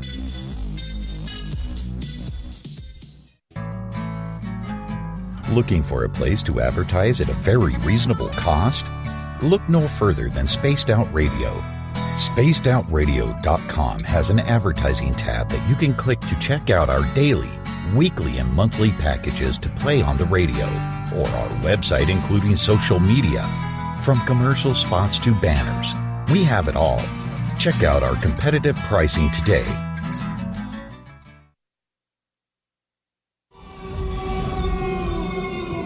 Hey, this is Canadian Paranormal Investigator Mike Moore. The third Wednesday of every month, I'll be teaming up with Dave Scott to bring you Ghosts of the Great White North. Each month, we will bring on guests from across Canada to discuss their ghostly encounters. Canada is a paranormal hotbed with stories you've never heard, so we're going to bring them to you. So get comfy on your Chesterfield, grab a donut, and join us, eh? Coming soon to our website, spacedoutradio.com, is the SOR Space Travelers Club. For just $5 a month, you can get into a private area on our site where you can hang with other listeners in our chat room, post in our forum, and check out a bunch of exclusive content and store that won't be found anywhere else, including a nightly after-show party with Dave. It's going to be the best $5 a month you're going to spend. The SOR Space Travelers, only at spacedoutradio.com.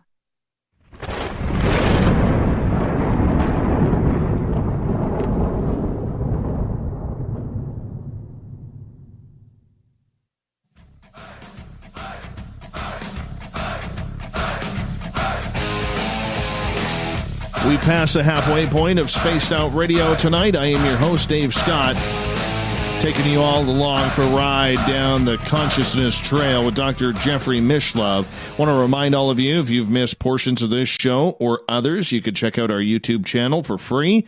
Go to Spaced Out Radio on YouTube, and all of our archives are right there. The only thing I ask is hit that subscribe button, and our website is being worked on right now by the Gavinator. He's going to make sure that it's looking pretty and decent and very easy to use coming on up here within the next few days. Tonight we are talking with Dr. Jeffrey Mishlove. We are talking consciousness, remote viewing. We're taking your questions as well as we have them for about another hour here on the mighty SOR. Dr. Mishlove, thank you so much for joining us tonight. Really appreciate your time. Happy to be with you, Dave. I want to start off with a question from Twitter at hashtag Spaced Out Radio by John. And he is asking, Dr. Mishlove, what do you think of the third eye, pineal gland, and how they affect or impact consciousness? That's an interesting question. Of course, there's a lot of lore suggesting that the pineal gland is associated with what the ancient yogis called the third eye chakra. And I think it's very interesting lore, but I'm inclined to think, as I've stated earlier, I'm really leaning in the direction of thinking that it's not as if the pineal gland produces psychic visions. It's as if the pineal gland is part of a psychic vision, as is the whole brain, as is your whole body. And your house and your car and everything that you wear and do, all the things that you think are part of the external world that are affecting your consciousness are actually inside your consciousness. That your consciousness embraces all of these things, including the pineal gland. It's not as if the pineal gland produces magical forms of third eye consciousness, but rather the pineal gland is an object or a concept inside your consciousness, a thought form. It's made out of mind stuff. And that's really a hard thing for people to get into their heads, because we're so used to thinking of the outside, the so-called outside world, as being real and external and separate from ourselves. So with that, where do we get these thoughts? Is it brain manufactured? Isn't that interesting? Where do thoughts arise? One could say that there's a very high correlation between what you think and what the brain does. We know that from all sorts of different forms of neurological research these days. So conventional neuroscience, and most people assume it's the brain that produces the thoughts. But maybe the reason they're correlated is because you could say that the brain itself is simply what consciousness looks like from the outside, so to speak, if you're looking at the brain. But do we have that little segment of the brain that turns these things off and on? And if so, is it like the attested theory that many people use, that it's teachers, it's school, it's peers, it's religion, it's parents and coaches who take this out of children as they become more aware of their earthly surroundings? Yeah, you could say that it's sort of necessary for a child as they grow up. When they're born, you might say the child, emerges fresh from the spirit world. They're like a newborn spirit. Even if they're an old soul, they're fresh in the world. And then as they get grounded in their physical body, as they grow up, it's necessary for them to form an ego, to begin to develop a human personality. And as such, it's important, I think, to lose the memory of all those spiritual connections. So we get so deeply embedded here in the physical plane, we tend to think that's who we are. And maybe even for some people, that's all there is. And but gradually, as you become an adult, you have the opportunity to, once you've developed a strong ego, once you've mastered what you need to do to get through the physical plane, to manipulate matter, to provide for yourself and your loved ones, then you have the opportunity of going back, allowing your consciousness to kind of grow back into the realm of spirit, bringing with it all that you've learned about the physical world and its manipulation. Dr. Jeffrey Mishlove is our guest tonight on Spaced Out Radio. Then where do we tie in remote viewing to all of this? Because we know for decades this has been a CIA project trying to see what other countries are doing, namely USA versus the old USSR, Russia today, in trying to see what their game plans were. They put a lot of money and a lot of stock and training into this. People involved in the field of ufology, like Hal Puthoff, were very involved in this type of project, Edgar Casey as well. What's your thoughts on that? Well, remote viewing was funded by the U.S. government for about 20 years, roughly from 1976 to 1996 or so.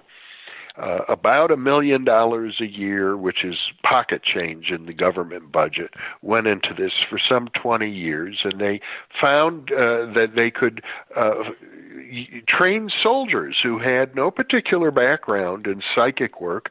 They could be trained to do basically clairvoyance, although they called it remote viewing, and the soldiers involved said, we are not psychics. We're doing something different than psychics, because we don't talk about past lives or reincarnation or spirit guides and auras and chakras and things like that. We are assigned particular targets. We are given numbers or coordinates, and we use our remote viewing ability to allow our conscious mind to perceive information.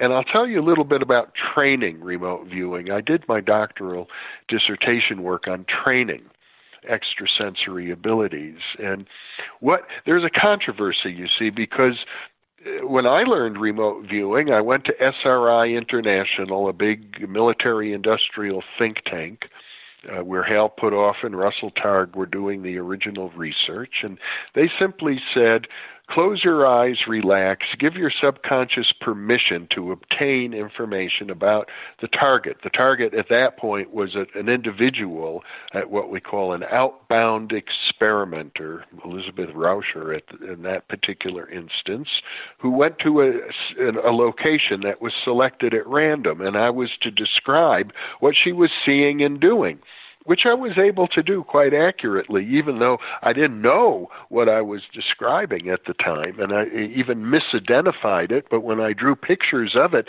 they matched perfectly the pictures where she was. So that's remote viewing.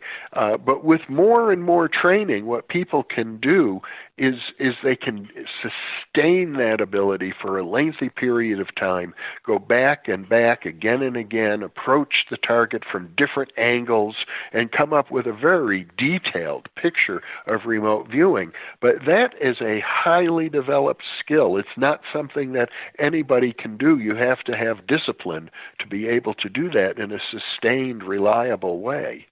I would say that everybody has a certain amount of native talent. It may take a while to get your fingers on it, but to really develop that talent, well, some people will never have enough talent worth developing, just as in any other field. We're not all going to be great basketball players, for example, though anybody could, in theory, play basketball. So it's sort of like that. With remote viewing, is that literally leaving your body in order to see what is going on, much like astral travel? The consciousness leaves the body in order to project what it's able to see in distances? Sometimes people actually have the experience of feeling as if they're leaving the body, and we call that an out-of-body experience, where your consciousness lifts up above the body and you can look down and then see your body. Perhaps it's lying down on a bed or on the floor or sitting in a chair, and then you can go off in various locations, either in physical space or what we would call the astral plane, or the imaginal realm. You might meet other people there in the imaginal realm. Some people claim they go to different classes and they find other people in the classes with them, and later on talk to those individuals, and they may have had the same exact experience, which suggests a certain amount of consensus. It suggests that this imaginal realm exists in a kind of consensus reality. But to do remote viewing, you don't necessarily have to have an out-of-body experience. You can feel like if you look at remote viewers in the military, they're sitting in their chair. They might even be smoking a cigarette or something. They might be perfectly wide awake. They're making notes and sketches, and they don't have a sensation of leaving their body. Perhaps they have a sensation of information coming into their normal consciousness. And so it opens up the question of what is the nature of space and time itself, because as I'm pointing out earlier, everything ultimately exists as an experience in consciousness. Nobody knows anything outside of their own experience. And so you could say that time and space themselves are in consciousness. And that's how we explain how remote viewing occurs at all. It's not a mystery when you think of it that way. So how does one do this if they've never done it before? Have you remote viewed, and if so, with what success? I've remote viewed a few times. The very first time was one of the most successful, and many, many people report that. It works really well the first time. You could call it beginner's luck, for example. But I think what happens is that it is a natural human ability, and when you're in a supportive social environment, people usually do rather well. And then what happens, though, is you begin to think, oh my gosh, what have I done? And then you begin to have all sorts of thoughts and that can cloud the ability. So that's where it takes discipline and skill to be able to do it on a regular basis over and over again. That's not the same thing as, just being occasionally psychic. But for myself, I kind of, have had these psychic experiences on an occasional basis. I have never really striven to become a professional in any way as a psychic. I've been a student, an observer, a researcher of these things, and a communicator. What's the strangest thing you've seen? Well, the strangest thing I ever saw were not things that I actually saw right in front of me. For example, when Ted Owens called me up on Christmas Eve in 1985, and he said to me, "Jeffrey, this is the most important phone call you will ever receive." He said, "It's up to you now. You have to call the United States government and get them not to launch that next space shuttle they have planned for next month, because if they do, my UFOs are going to knock it out of the sky." And I thought to myself, well, thanks for the information, but the U.S. government isn't about to listen to me. I'm a graduate student. Although in 1985, to be honest, I was out of school. I was no longer a graduate student, but I was not in a position to be listened to. I was fighting a libel suit, as I recall, back then, and I was sort of on the outs, even with the parapsychology community, because the skeptics had tried, in effect, to destroy my reputation after getting a doctoral degree in parapsychology. But in any case, I had no leverage, and I didn't call the U.S. government or expect that anybody would listen to me. And then 3 weeks later, the Space Shuttle Challenger exploded, and I was shaken to my bones by that experience. It was then that I decided I should take Ted Owens' training course, that I had been ignoring him for too long, and that the least I could do was to understand better what he was doing. And I arranged for him to come to San Francisco and train me and a couple of friends. We were in a hotel room for 3 days, during which he put us under a hypnotic trance and gave us a whole range of interesting suggestions for opening up our psychic abilities. He made a point to saying it's not just the hypnosis, he's using psychokinetic energy to do this. And he asked me, "What do you want to do if you had this ability?" And I thought, I'm not interested in doing what he did and causing UFOs to appear, or lightning, or affecting hurricanes, volcanoes, tornadoes, power blackouts. None of that interested me. I said, what I want to do is to become an effective communicator to the world at large about the reality of psychic and functioning and esoteric thinking. That was my goal. And 3 weeks after I completed that course, within a few weeks after completing the course, I launched the TV series, the original Thinking Aloud TV series, on a local public access cable TV station, and we did that for 10 weeks, and then we took it over to a local PBS station, public TV station, and they carried the program for a year, and then they put it up on the satellite, and all of a sudden we're out all over North America on public TV stations. At one point we were out on 115 different stations. So I would say that psychokinesis is really a question of manifesting what is in tune with your deep purpose in life. We only got about 4 minutes left before we got to go to break here at the top of the hour. Dr. Jeffrey Mishlove is our guest tonight.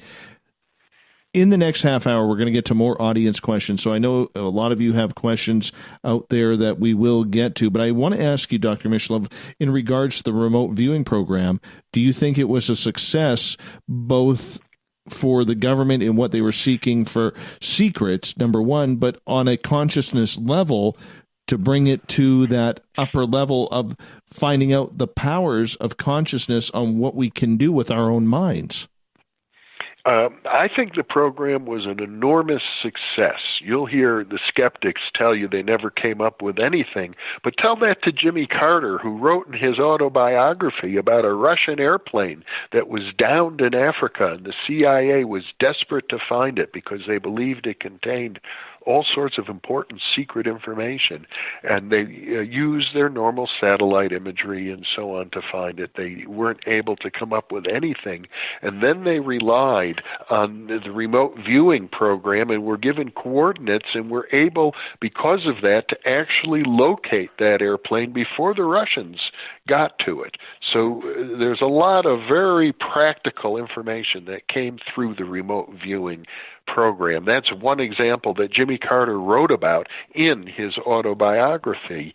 Now they're publishing the archives of the remote viewing program. They're available from the government, and many libraries are ordering a carefully edited 4-volume series of detailed reports from the 20-year government-funded remote viewing program, and there's an enormous amount of data, just a wealth of insights that can be found in there.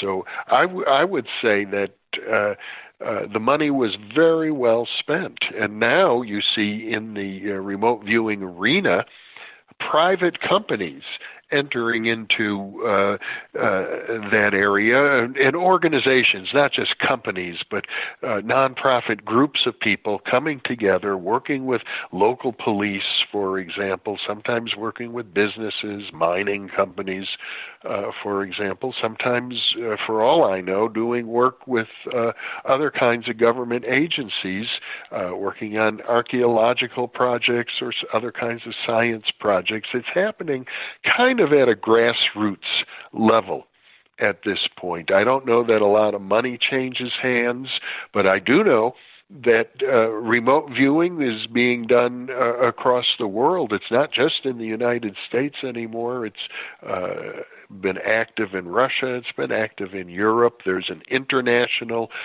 remote viewing association that holds annual conferences, and several other organizations. The Applied Precognition Project is a group of remote viewers who have been getting together now for 10 years, focusing on using a special methodology, precognitive remote viewing, to look at sporting events and changes in the stock market. And they've been placing small wagers. It's very important to go small because you don't want to get too emotional about it. If your emotions get too engaged because there's a lot of money at stake, it clouds the clairvoyant functioning. But over a 10-year period, they have a 60% track record in making small wagers in the sporting events and in financial markets where you'd expect a 50-50 probability. So, and that's over many, many hundreds of trials. So statistically speaking, It's quite significant. Well, they are probably betting 100% if they keep betting against the Toronto Maple Leafs from winning the Stanley Cup. That's where I put my money every year, and it just feels so good to win that. It feels so good. But, Dr. Mishlove, I'm going to get you to sit on tight here while we go to our break at the top of the hour. Dr. Jeffrey Mishlove going to be taking your questions from the chat rooms and Twitter at #SpacedOutRadio right after this. We'll be back.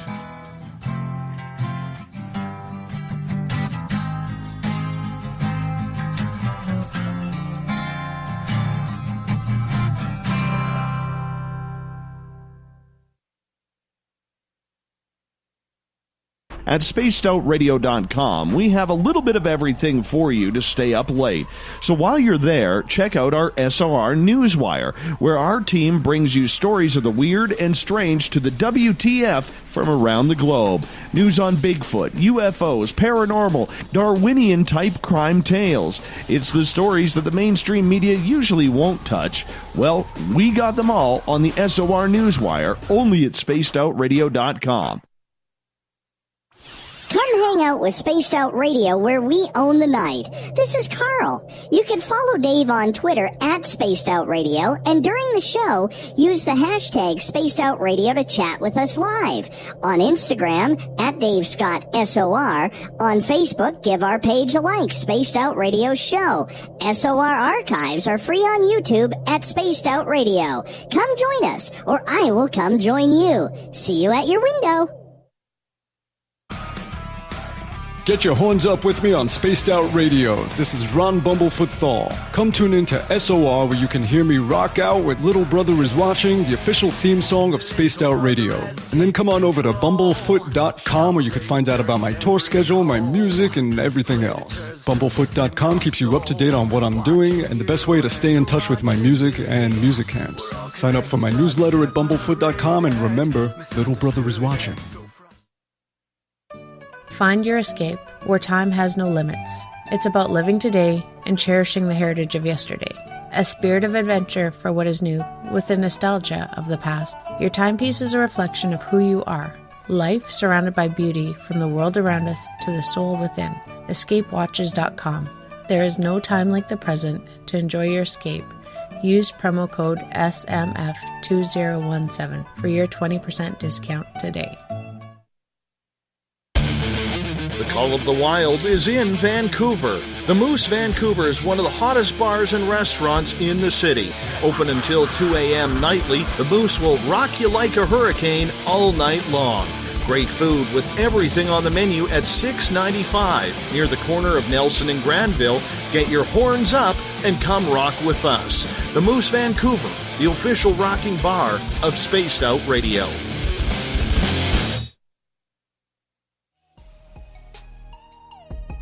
Canada's largest UFO conference is ready to roll in Toronto this September 21st and 22nd at the Alien Cosmic Expo. This year is about the experience. Listen to the stories of Dave Scott, Travis Walton, Paula Harris, Grant Cameron, Ryan Stacey, Richard Dolan, Leslie Mitchell-Clark, and more. Get your tickets now at aliencosmicexpo.com.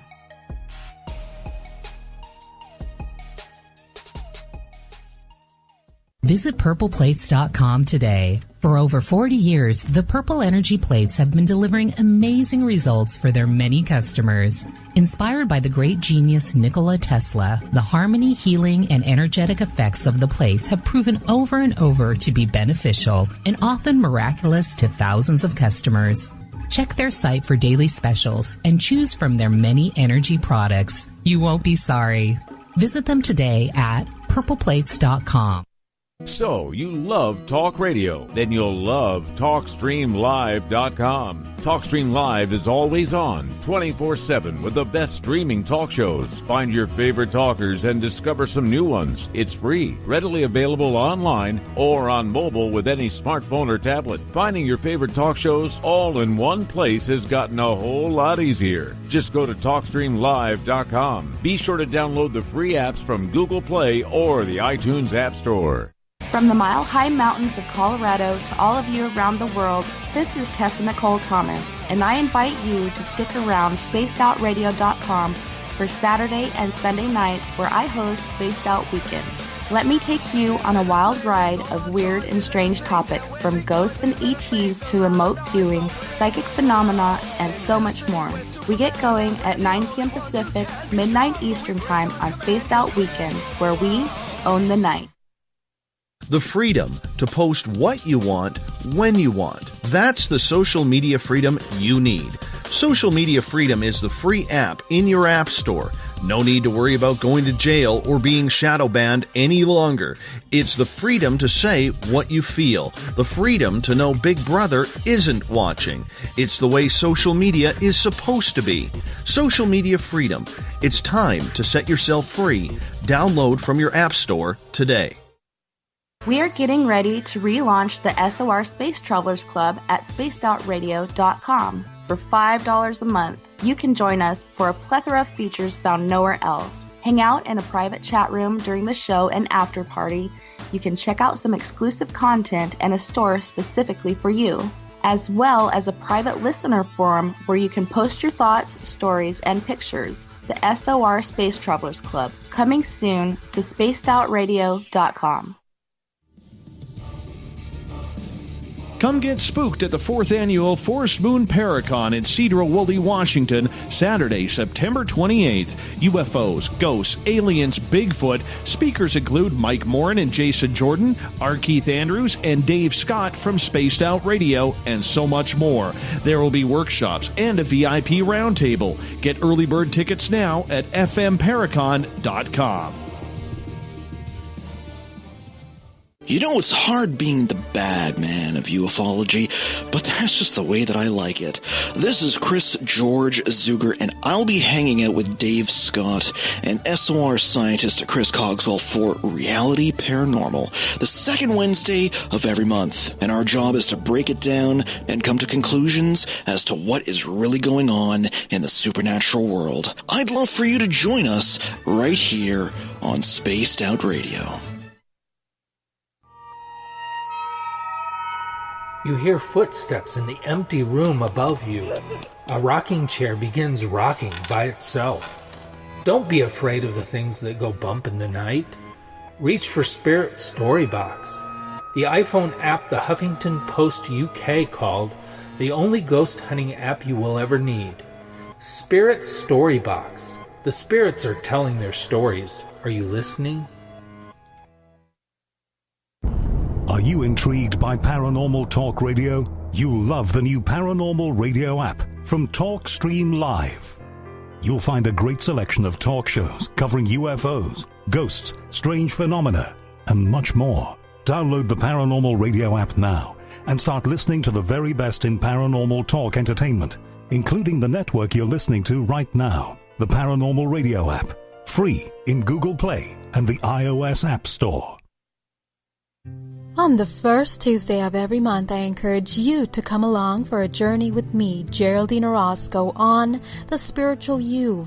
Together, we will take a look at how to access the highest expression of yourself and change your life. Consciousness, ET contact, health, and wellness, we can talk about it all. So come along for a spiritual ride with me, Geraldine Orozco, on The Spiritual You, only on Spaced Out Radio.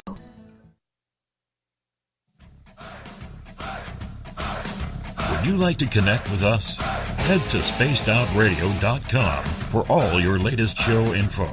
Now, back to Dave Scott and SOR. Welcome back to the third and final hour of Spaced Out Radio. Tonight, I am your host, Dave Scott. So much a pleasure to be broadcasting to you. Tomorrow night on the show, we're going to get into some hauntings with paranormal investigator Amanda Springer, 9:06 Pacific, 12:06 a.m. Eastern at spacedoutradio.com. Hi to everyone listening in on our terrestrial affiliates, UPRN 107.7 FM in New Orleans, KDUN AM 1030 in Reedsport, Oregon, WQEE 99.1 FM in Union, Georgia, and KZFX 93.7 FM in Ridgecrest, California. On the digital side, hi to everyone listening in on Revolution Radio and Deep Talk Radio. Good to have you with us. Remember, all of our archives are free at youtube.com/Spaced Out Radio. Just do me the favor, hit that subscribe button. The Desert Clam has set the password for tonight in the SOR Space Travelers Club, Amphis Baena. Amphis Baena is your password.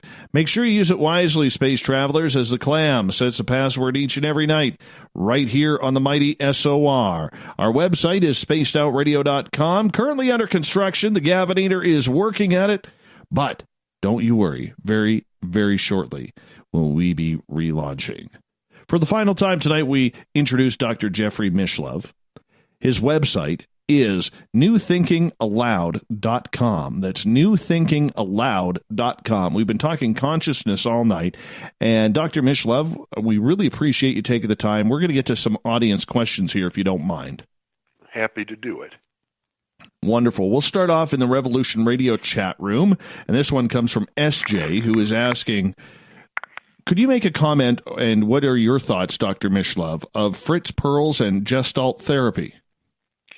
Well, I was exposed to Gestalt therapy back in the 1960s, 1970s. It was very popular at the Esalen Institute, which was considered the headquarters of the human potential movement in those years.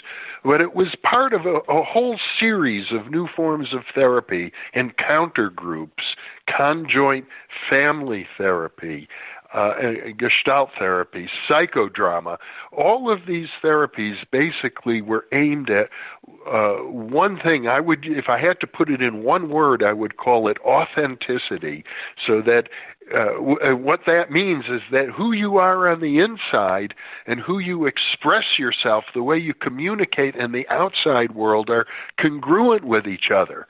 In other words, when you talk to people, you tell them the truth about how you feel and what you think, and particularly how you feel, because what you think can often be a dodge to avoid getting in touch with what you feel.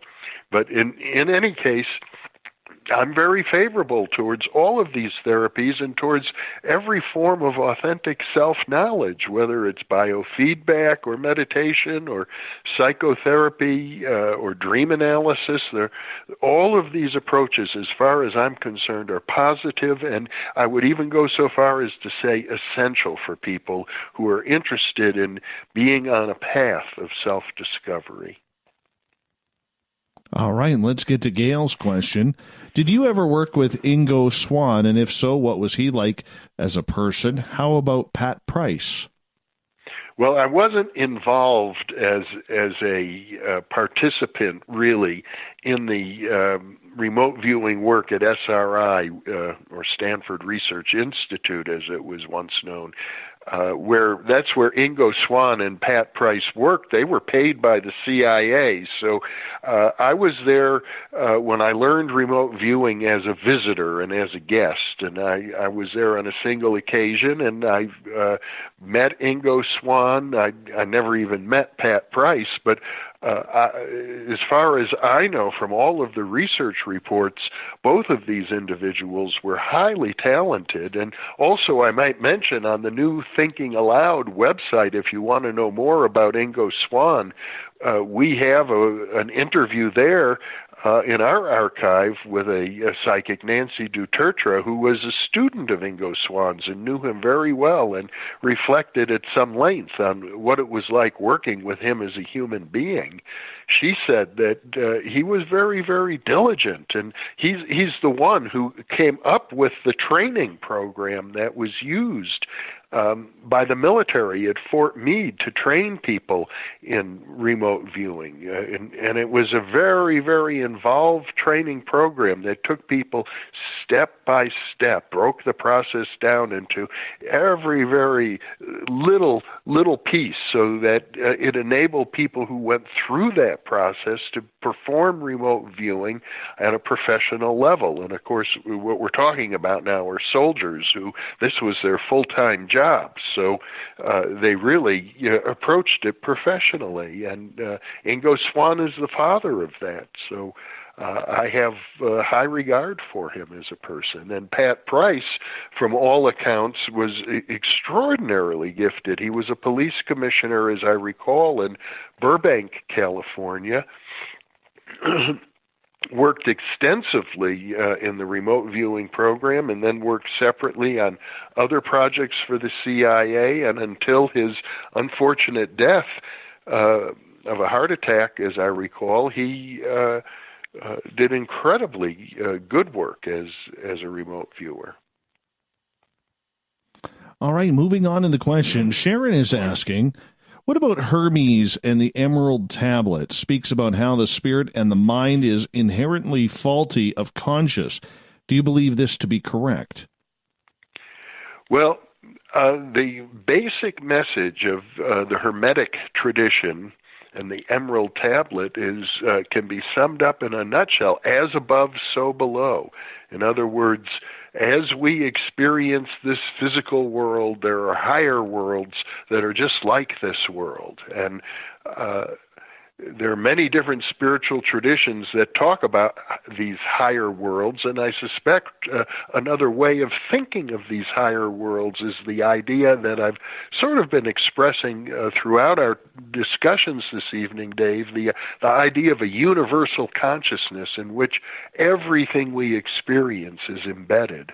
So that if I'm, for example, knocking on this bookcase next to me, and it feels as if I'm rapping my knuckles against a piece of wood, it's actually all taking place within my own consciousness. All right, this leads to Joey's question then. Do you consider coincidence a connection to casualty of things we aren't normally made aware of, that is? Oh, the causality, I think it may be causality, the word there. sorry, yes. Yeah. Causality, and that, yes. When he talks about coincidence, it brings to mind the term coined by the great Swiss psychiatrist Carl Gustav Jung.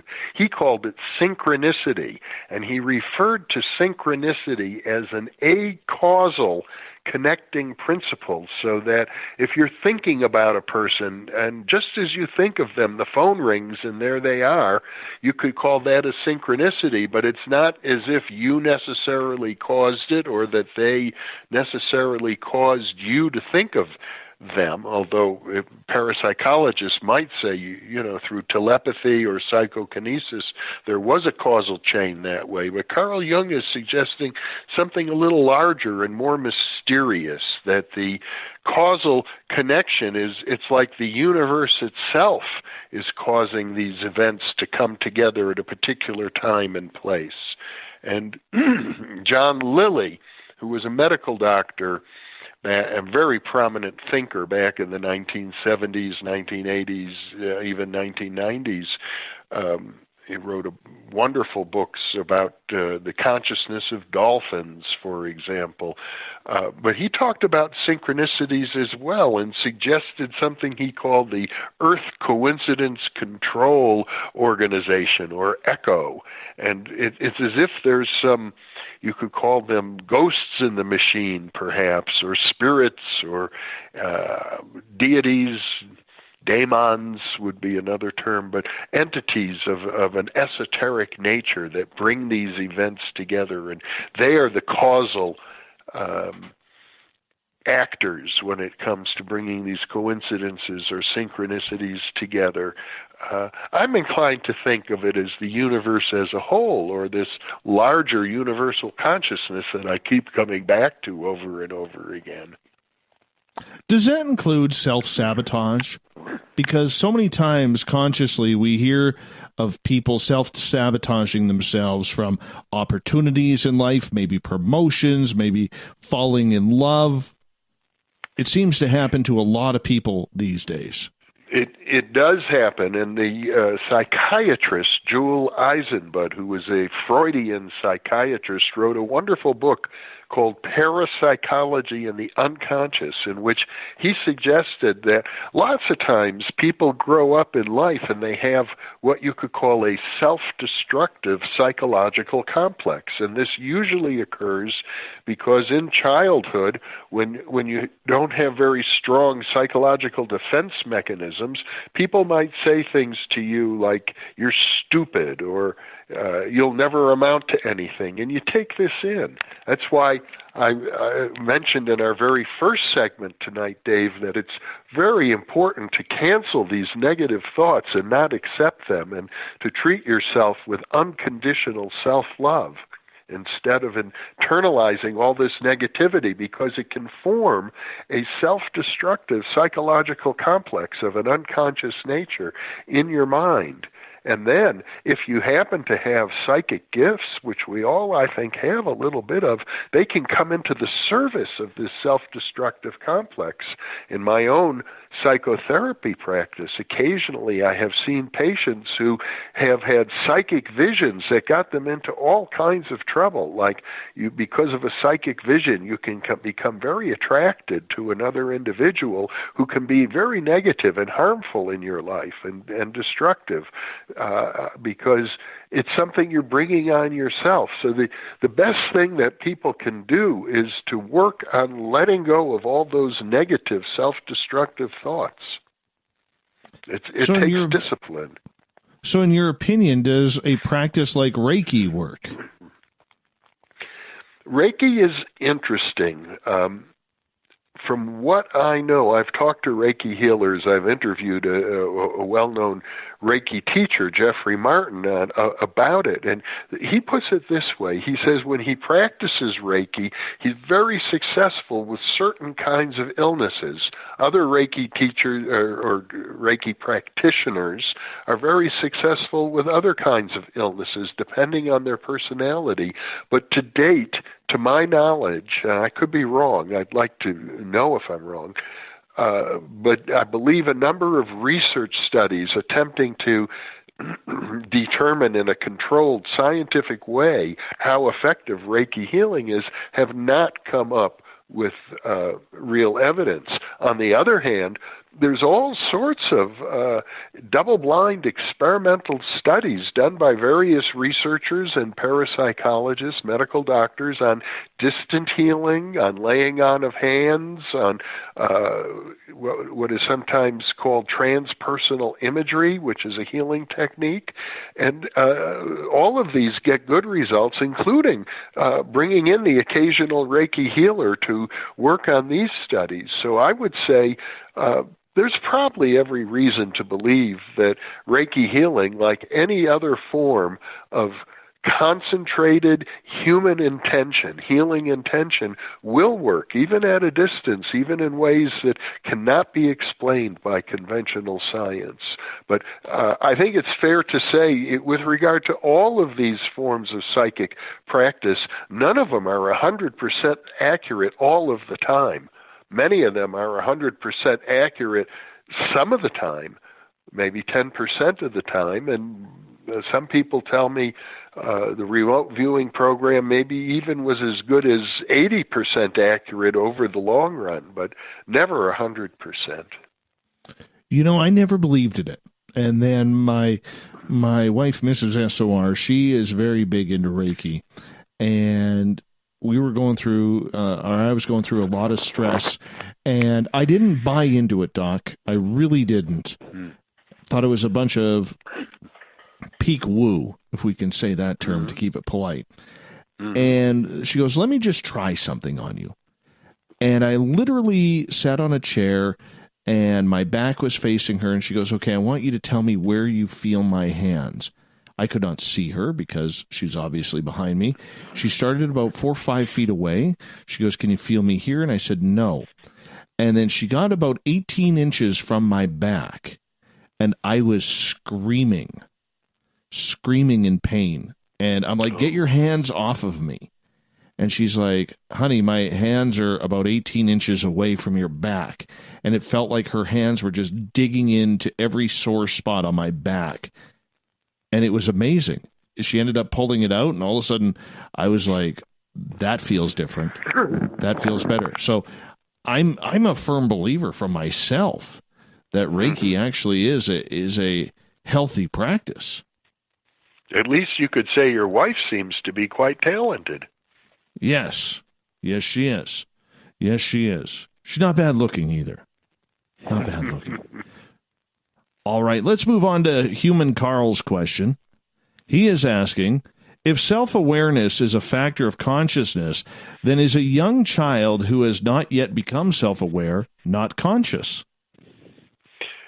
Well, it's very interesting because young children often don't remember anything before the age of maybe 2 years old for some people and much older for other people. But I really define consciousness as awareness. What's it like to be somebody? And I think it's fair to say, even if you're a newborn baby, there's something that it's like to be you, even if you can't put it yet into words, if you don't know language yet, if you don't know even how to use your body at that point, is very hard because everything is what William James, the great psychologist, called a buzzing, blooming confusion. That's sort of the consciousness of a baby. It's not so different maybe from the consciousness of a dream. But if you're in a dream, even if you can't explain it, it's like there's something that it's like to be having a dream, even though it's very, very hard to put into words. So that's what I'm calling consciousness on the one hand. On the other, and what I mean by personal consciousness, on the other hand, I think it's fair to suggest that our personal consciousness exists at all not because it's formed by the brain as a result of neurons, but because it is somehow enclosed in a larger consciousness that all people share. We only have some kind of a membrane. I called it a Markov blanket earlier, which is a term from computer science that serves to isolate us so we're not aware of every other person's internal thoughts and every other thing all at once, which is what it would be like if we were one with the universal consciousness. So does that mean, if you say universal consciousness, that there is a universal energy out there, or a source, or God, whatever people want to call it, that is controlling what we think or giving us the ability to do? Yeah, I think it's fair to say that universal consciousness is not necessarily identical with what theologists call God. God would be, to my way of thinking, the organizing principle of the whole universe, but it might be kind of instinctive, not necessarily fully conscious, whereas in the theological traditions, God is considered omniscient and omnipotent and the creator of everything. Well, universal consciousness may be the source of our individual consciousness. It may be the source of the fact that my experience of the world is probably very similar to your experience of the world. We both live in North America, and we understand that because it's part of our shared consciousness. And I think we're able to have that experience because you and I are both, along with all of your other listeners, we're all embedded in this universal consciousness. It might well be equivalent to what theologists call God, but I'm inclined to think that every religion develops their own particular stories about God, and what you might call actual God is not identical with the God of each and every religion. We only have about 2.5 minutes left with you tonight, and what a pleasure it is to speak with you, Dr. Mishlove. It's been absolutely fantastic in regards to that. One more question here, this one coming from PBR, and he is asking, is there confusion between your statement of using the brain as compared to the mind? Are they two different things? Yeah, one way to think of it is that the brain is what the mind looks like from the outside, or your body is what the mind looks like from the outside. But inside, if you look inside yourself, you're having this experience of whatever it's like to be you. And that's sort of the inside of the brain in a funny way. But then another way to think about it is that the brain isn't just on the outside. The brain itself is on the inside of your consciousness.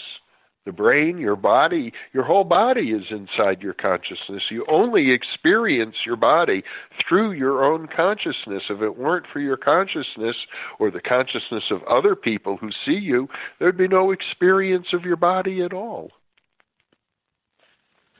So consciousness is a paradox where, as I mentioned earlier, I'm in the middle of it, but it's in the middle of me.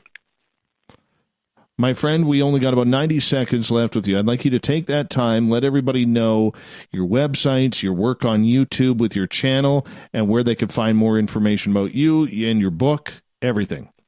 Oh, okay. Well, I think the best place to go is New Thinking Aloud, ALLOWED, not ALOUD, ALLOWED.com. That'll take you to our YouTube channel, and from there you can link to books, you can link to audio, you can link to video of hundreds of conversations I've had with leading scholars in the field of parapsychology and related fields. Because I own the only doctoral diploma in parapsychology, I'm trying to put out the most credible information I can find. Well, we really appreciate you taking the time for us, and definitely would love to have you back on Spaced Out Radio in the future, Dr. Mishlove. Thank you very much, Dave. It's been a pleasure to be with you. Absolutely. Dr. Jeffrey Mishlove, once again, make sure you go check out his website. It is very well worth it. You also want to check out his book. Definitely. Go get it. The Roots of Consciousness. It's a good one. And, of course, his YouTube channel. Make sure you hit that subscribe button. New Thinking Aloud. Coming up after the break, we get to the SOR Newswire and the Thought of the Day. So stay tuned. We got some great news coming into tonight.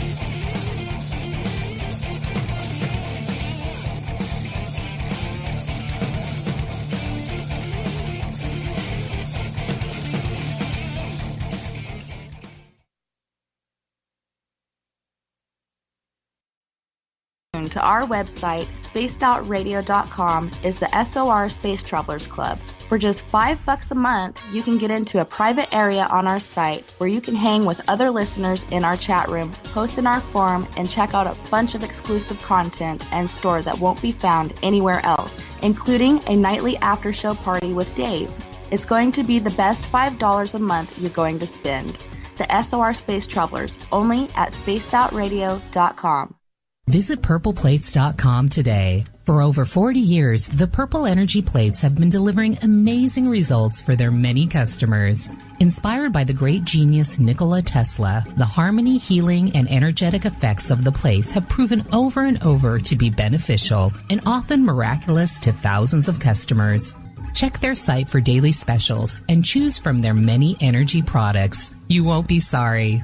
Visit them today at purpleplates.com. Hello, this is your guitar man, Ron Bumblefoot Thal, and I have to tell you, I love the response I get for Little Brother is Watching from Spaced Out Radio fans. It's amazing how music can inspire and make people think deeper about what's going on in the supernatural world. You can head over to my website, bumblefoot.com, to check out my music, my guitar workshops, my touring, even check out some of the hot sauces that I'm working on. And make sure you keep on listening, because with Spaced Out Radio, you know Little Brother is watching. So, you love talk radio? Then you'll love TalkStreamLive.com. TalkStream Live is always on, 24/7, with the best streaming talk shows. Find your favorite talkers and discover some new ones. It's free, readily available online or on mobile with any smartphone or tablet. Finding your favorite talk shows all in one place has gotten a whole lot easier. Just go to TalkStreamLive.com. Be sure to download the free apps from Google Play or the iTunes App Store. Come get spooked at the 4th Annual Forest Moon Paracon in Cedar-Woolley, Washington, Saturday, September 28th. UFOs, ghosts, aliens, Bigfoot. Speakers include Mike Morin and Jason Jordan, R. Keith Andrews, and Dave Scott from Spaced Out Radio, and so much more. There will be workshops and a VIP roundtable. Get early bird tickets now at fmparacon.com. A timepiece is a reflection of who you are, and what better way to show off the real you than with an Escape watch. Escape is a lifestyle brand accessorizing your days and nights. Choose to escape and create the life of discovery that you deserve. Dream, play, unite with your own personalized Escape watch. Head to escapewatches.com. There is no time like the present to enjoy your escape. Use promo code SMF2017 for your 20% discount today. Heading to Vancouver and looking for a night on the town? The Moose Vancouver is the bar that never stops rocking until 2 a.m. every night. The Moose has great food with everything on the menu from $6.95 to $8.95. Fantastic, vibrant staff and rock and roll that will bring you back to when the music was real, the hair was long, and the guitars were rocking. Get your party on at the Moose Vancouver, the official party bar of Spaced Out Radio. Coming up this September 21st and 22nd, all UFO eyes will be focused on Toronto for the 4th Annual Alien Cosmic Expo. Come listen to some of the biggest names and experiencers in ufology. Travis Walton, Paul Hellyer, Richard Dolan, Paula Harris, Grant Cameron, Randy Kramer, and Spaced Out Radio's own Dave Scott. Tickets are on sale now at aliencosmicexpo.com.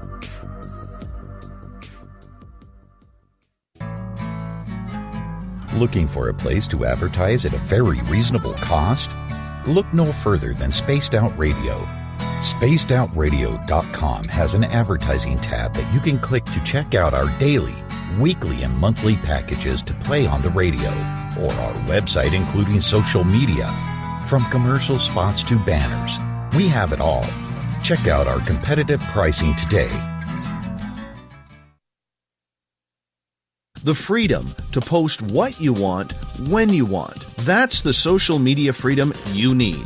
Social Media Freedom is the free app in your app store. No need to worry about going to jail or being shadow banned any longer. It's the freedom to say what you feel. The freedom to know Big Brother isn't watching. It's the way social media is supposed to be. Social Media Freedom. It's time to set yourself free. Download from your app store today.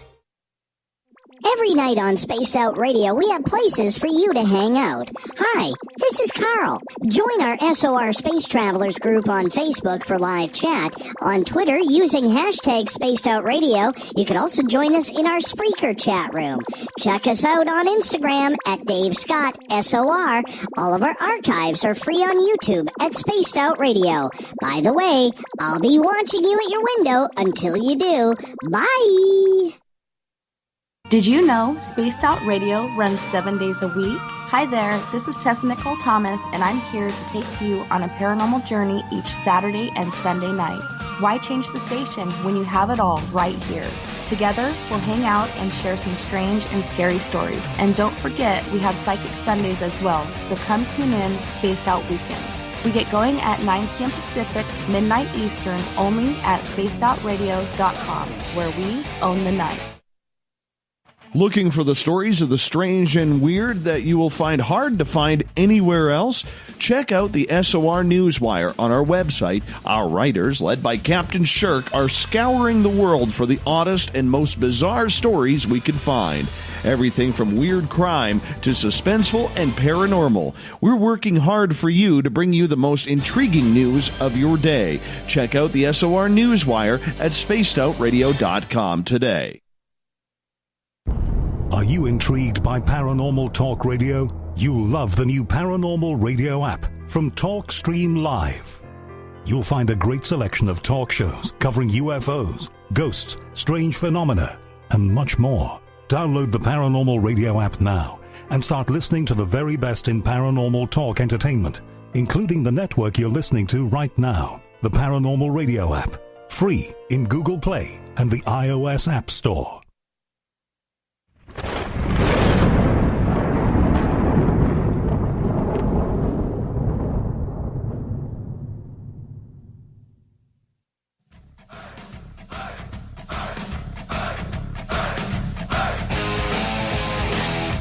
We've rounded third. We're heading for home tonight on Spaced Out Radio. Thank you so much for being with us. My name is Dave Scott, sitting in the captain's chair of SOR headquarters. Reminder, if you've missed part of this show or others, you can check out our YouTube channel. That's where we store our archives for free at youtube.com/Spaced Out Radio. The only thing I ask in return, hit that subscribe button. I appreciate that. And, of course, our website is currently under construction at spacedoutradio.com. The Gavinator's working hard on it to get it back up and running here very, very soon. Let's get to the Newswire.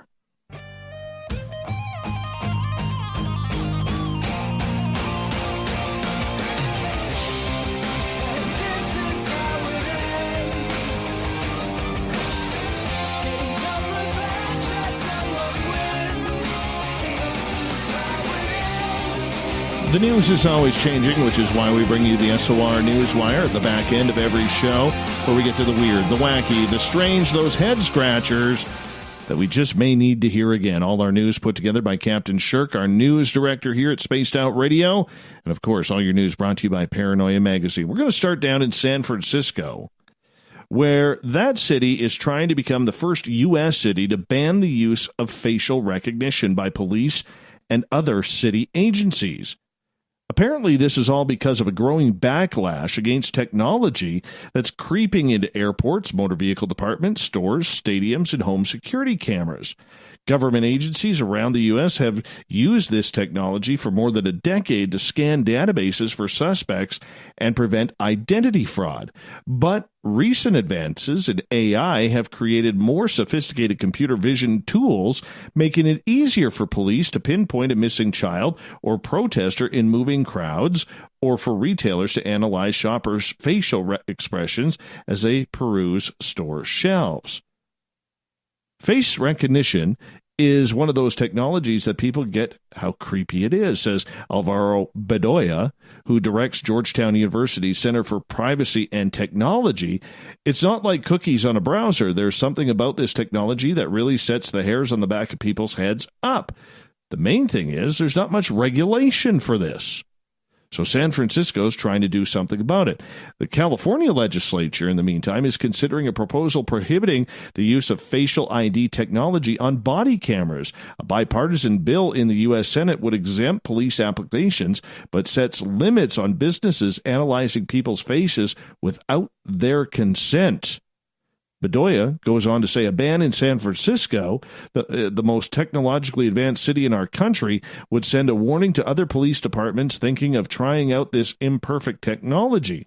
But Daniel Castro, vice president of the industry-backed Information Technology and Innovative Foundation, says there's no ordinance and it's too extreme to serve as a model. It might find success in San Francisco, but I will be surprised if it finds success in a lot of other cities. We're going to have to see how that goes. Here's something cool. In Madison, Wisconsin, you know how let's restart this. You know how restaurants, they throw out a lot of food. A lot of food. A lot of food goes to waste. I think we see it in every city and town across North America and the world. Well, in Madison, Wisconsin, there's one restaurant that's doing something about that. They are giving employment opportunities to veterans and a touch of compassion for the town as well. As restaurateur David Hyde's new nonprofit restaurant, Little John's, set to open this summer. More than just good food, Hyde hopes his restaurant on Madison's west side will also feed his appetite for charity by meeting the needs of the hungry, curbing food waste, and employing veterans. Now, the name for Hyde's third child, Little John's, is Hyde's third restaurant. Liliana's in Fitchburg and Charlie's on Main in Oregon are named for the couple's other two children. So what he plans on doing is basically it's pay what you think is right. So let's say you're a homeless person and you only have like $2 in your pocket. You can go get a good meal.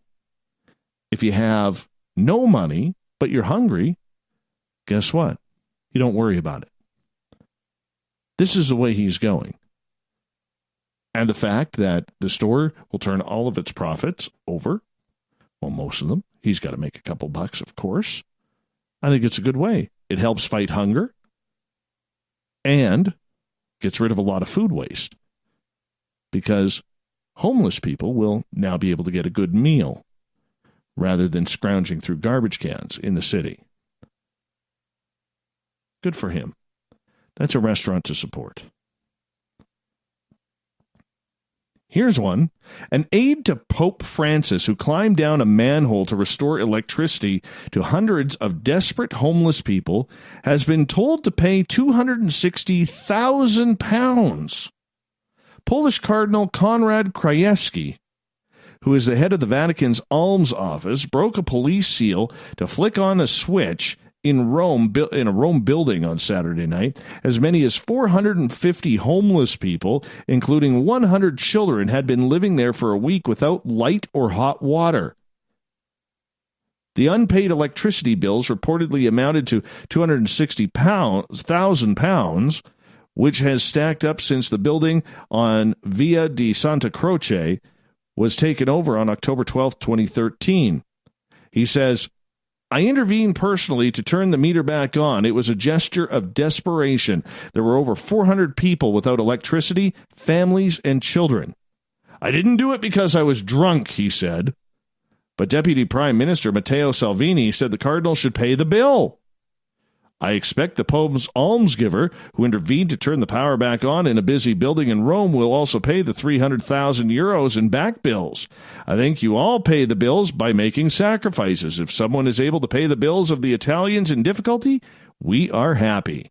A source close to the alms office said the Cardinal was fully aware of the possible legal consequences and acted in the conviction that it was necessary to do it for those families in need. Sister Andrea Dominici, who works with the homeless, told Italian broadcaster Ryan News 24 that after the building's electricity was cut off May 6, she called Krajewski for help. And that's when he went into action. Rebellious Pope. What do you think? Did he do good? Should he have left it off because of the bill? You have to wonder if the Vatican will cover that. They're worth billions. I hope they do. I hope they do. Here's an eerie sight. Imagine being in the middle of the ocean, doing your thing, you're doing a little fishing, when all of a sudden, right behind you, your boat gets rocked by a giant humpback whale. Well, this is what happened in Monterey Bay, California, where a fisherman who was just trying to catch some fish for dinner nearly got his boat torpedoed by a humpback whale who then breached right behind it, sending the little skiff rocking and rolling in the calm seas. Now, Douglas Croft, who actually caught this on video, says a lone fisherman can be seen gazing in awe at the stunning display before him as a group of whale watchers reacted in amazement.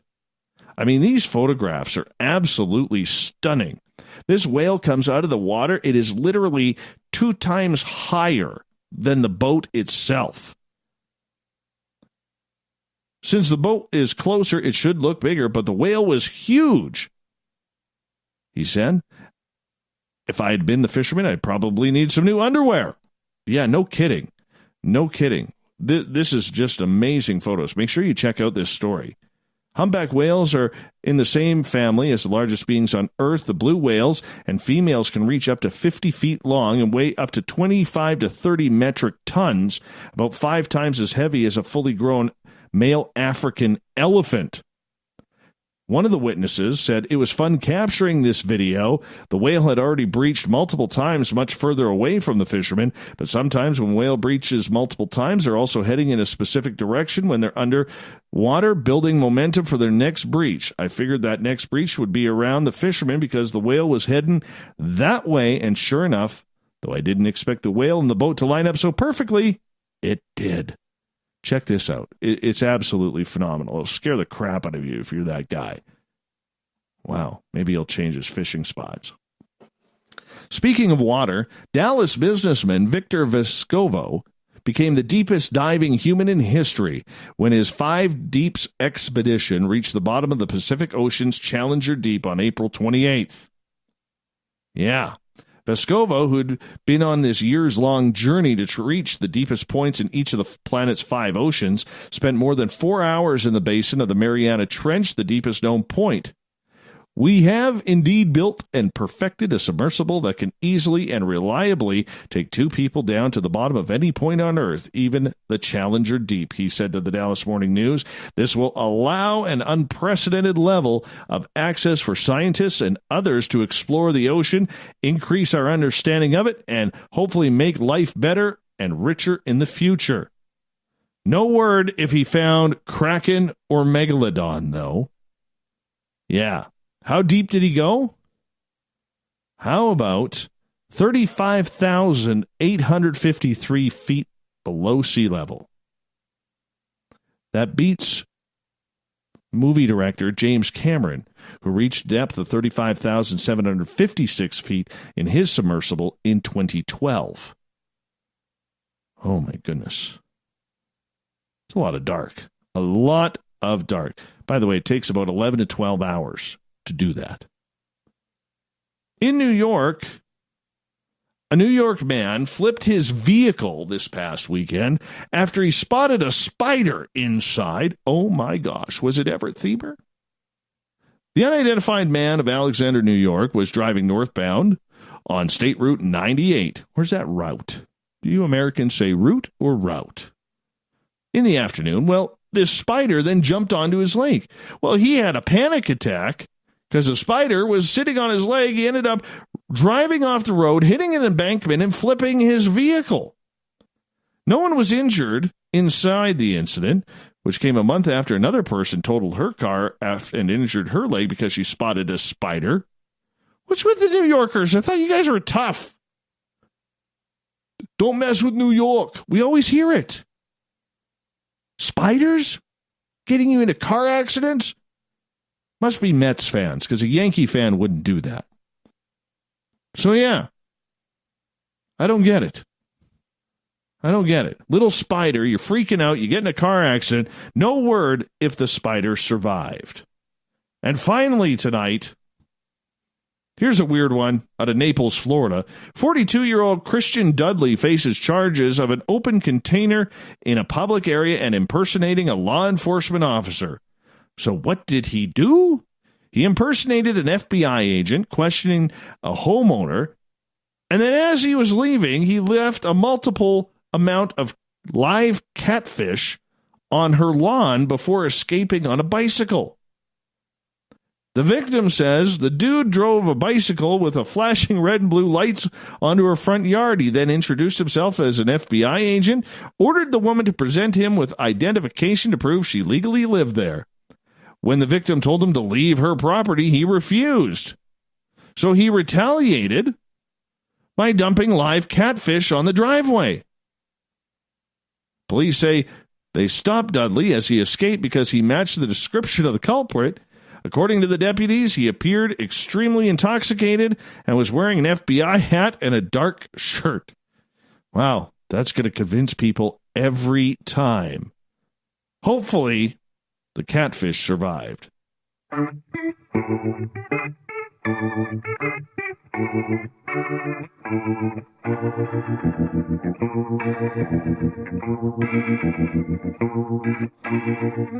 Thought of the Day happens every night at this time, where we ask a question on our Facebook and Twitter pages, then read your responses on the air because we love the audience participation around here.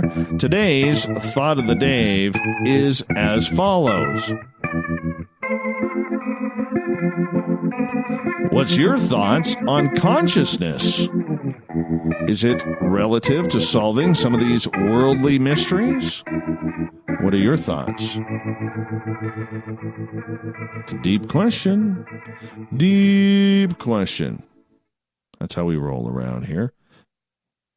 Let's get to Eugene, who says, most very successful people out there are in essence workaholics, myself included.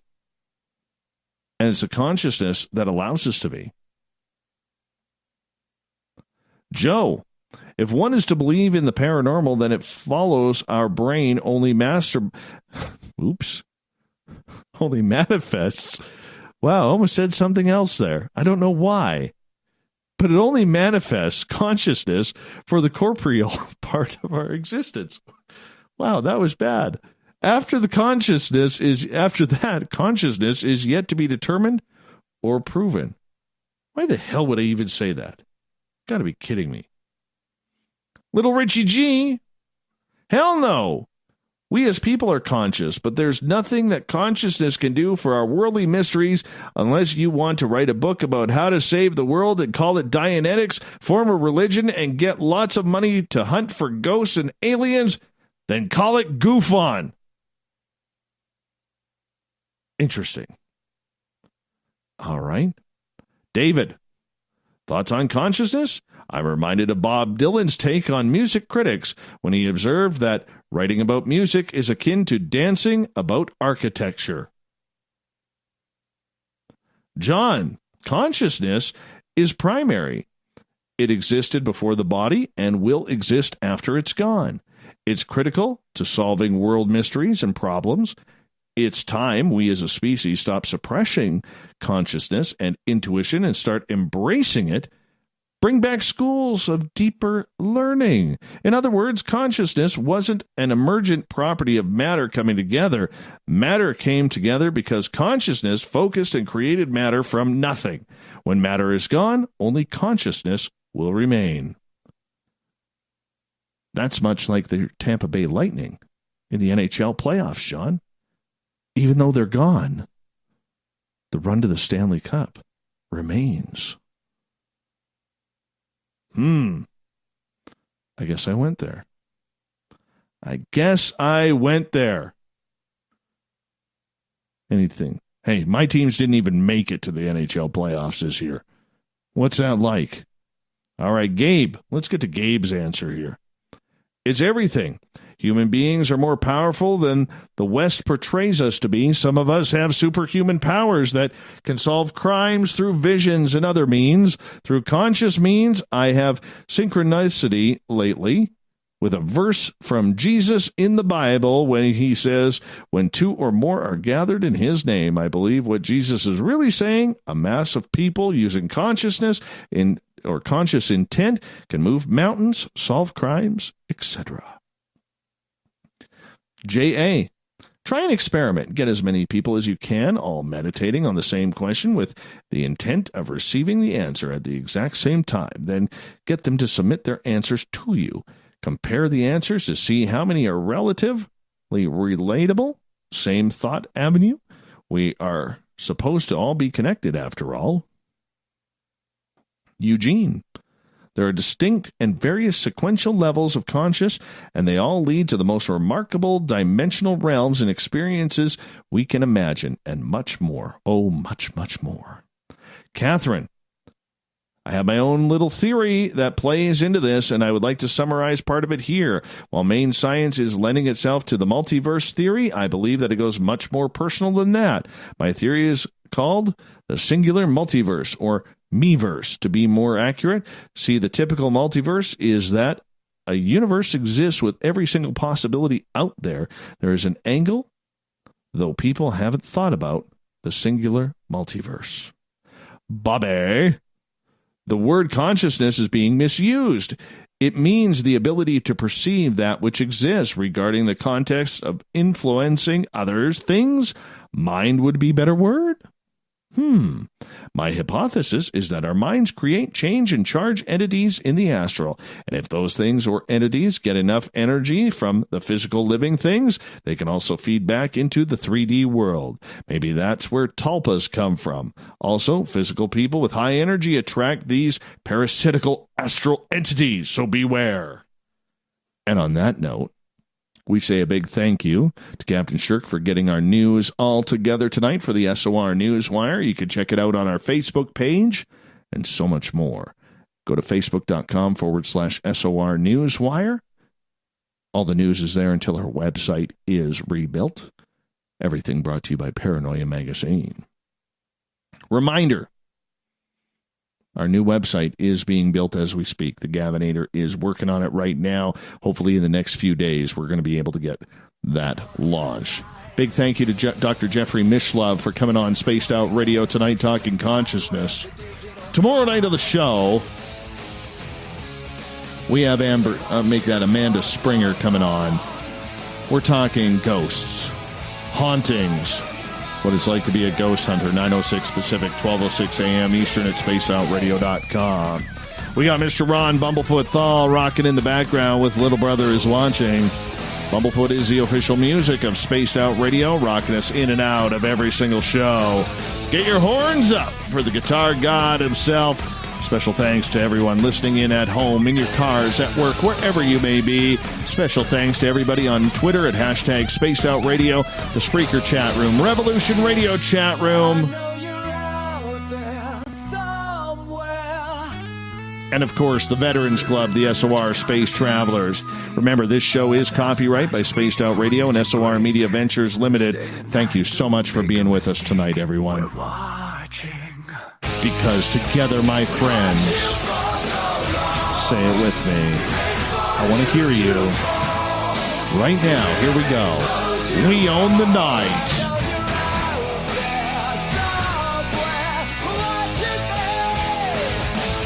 I will talk to you in 21 hours from now. Mr. Bumblefoot, we need a favor. We need you to take us home. Good night.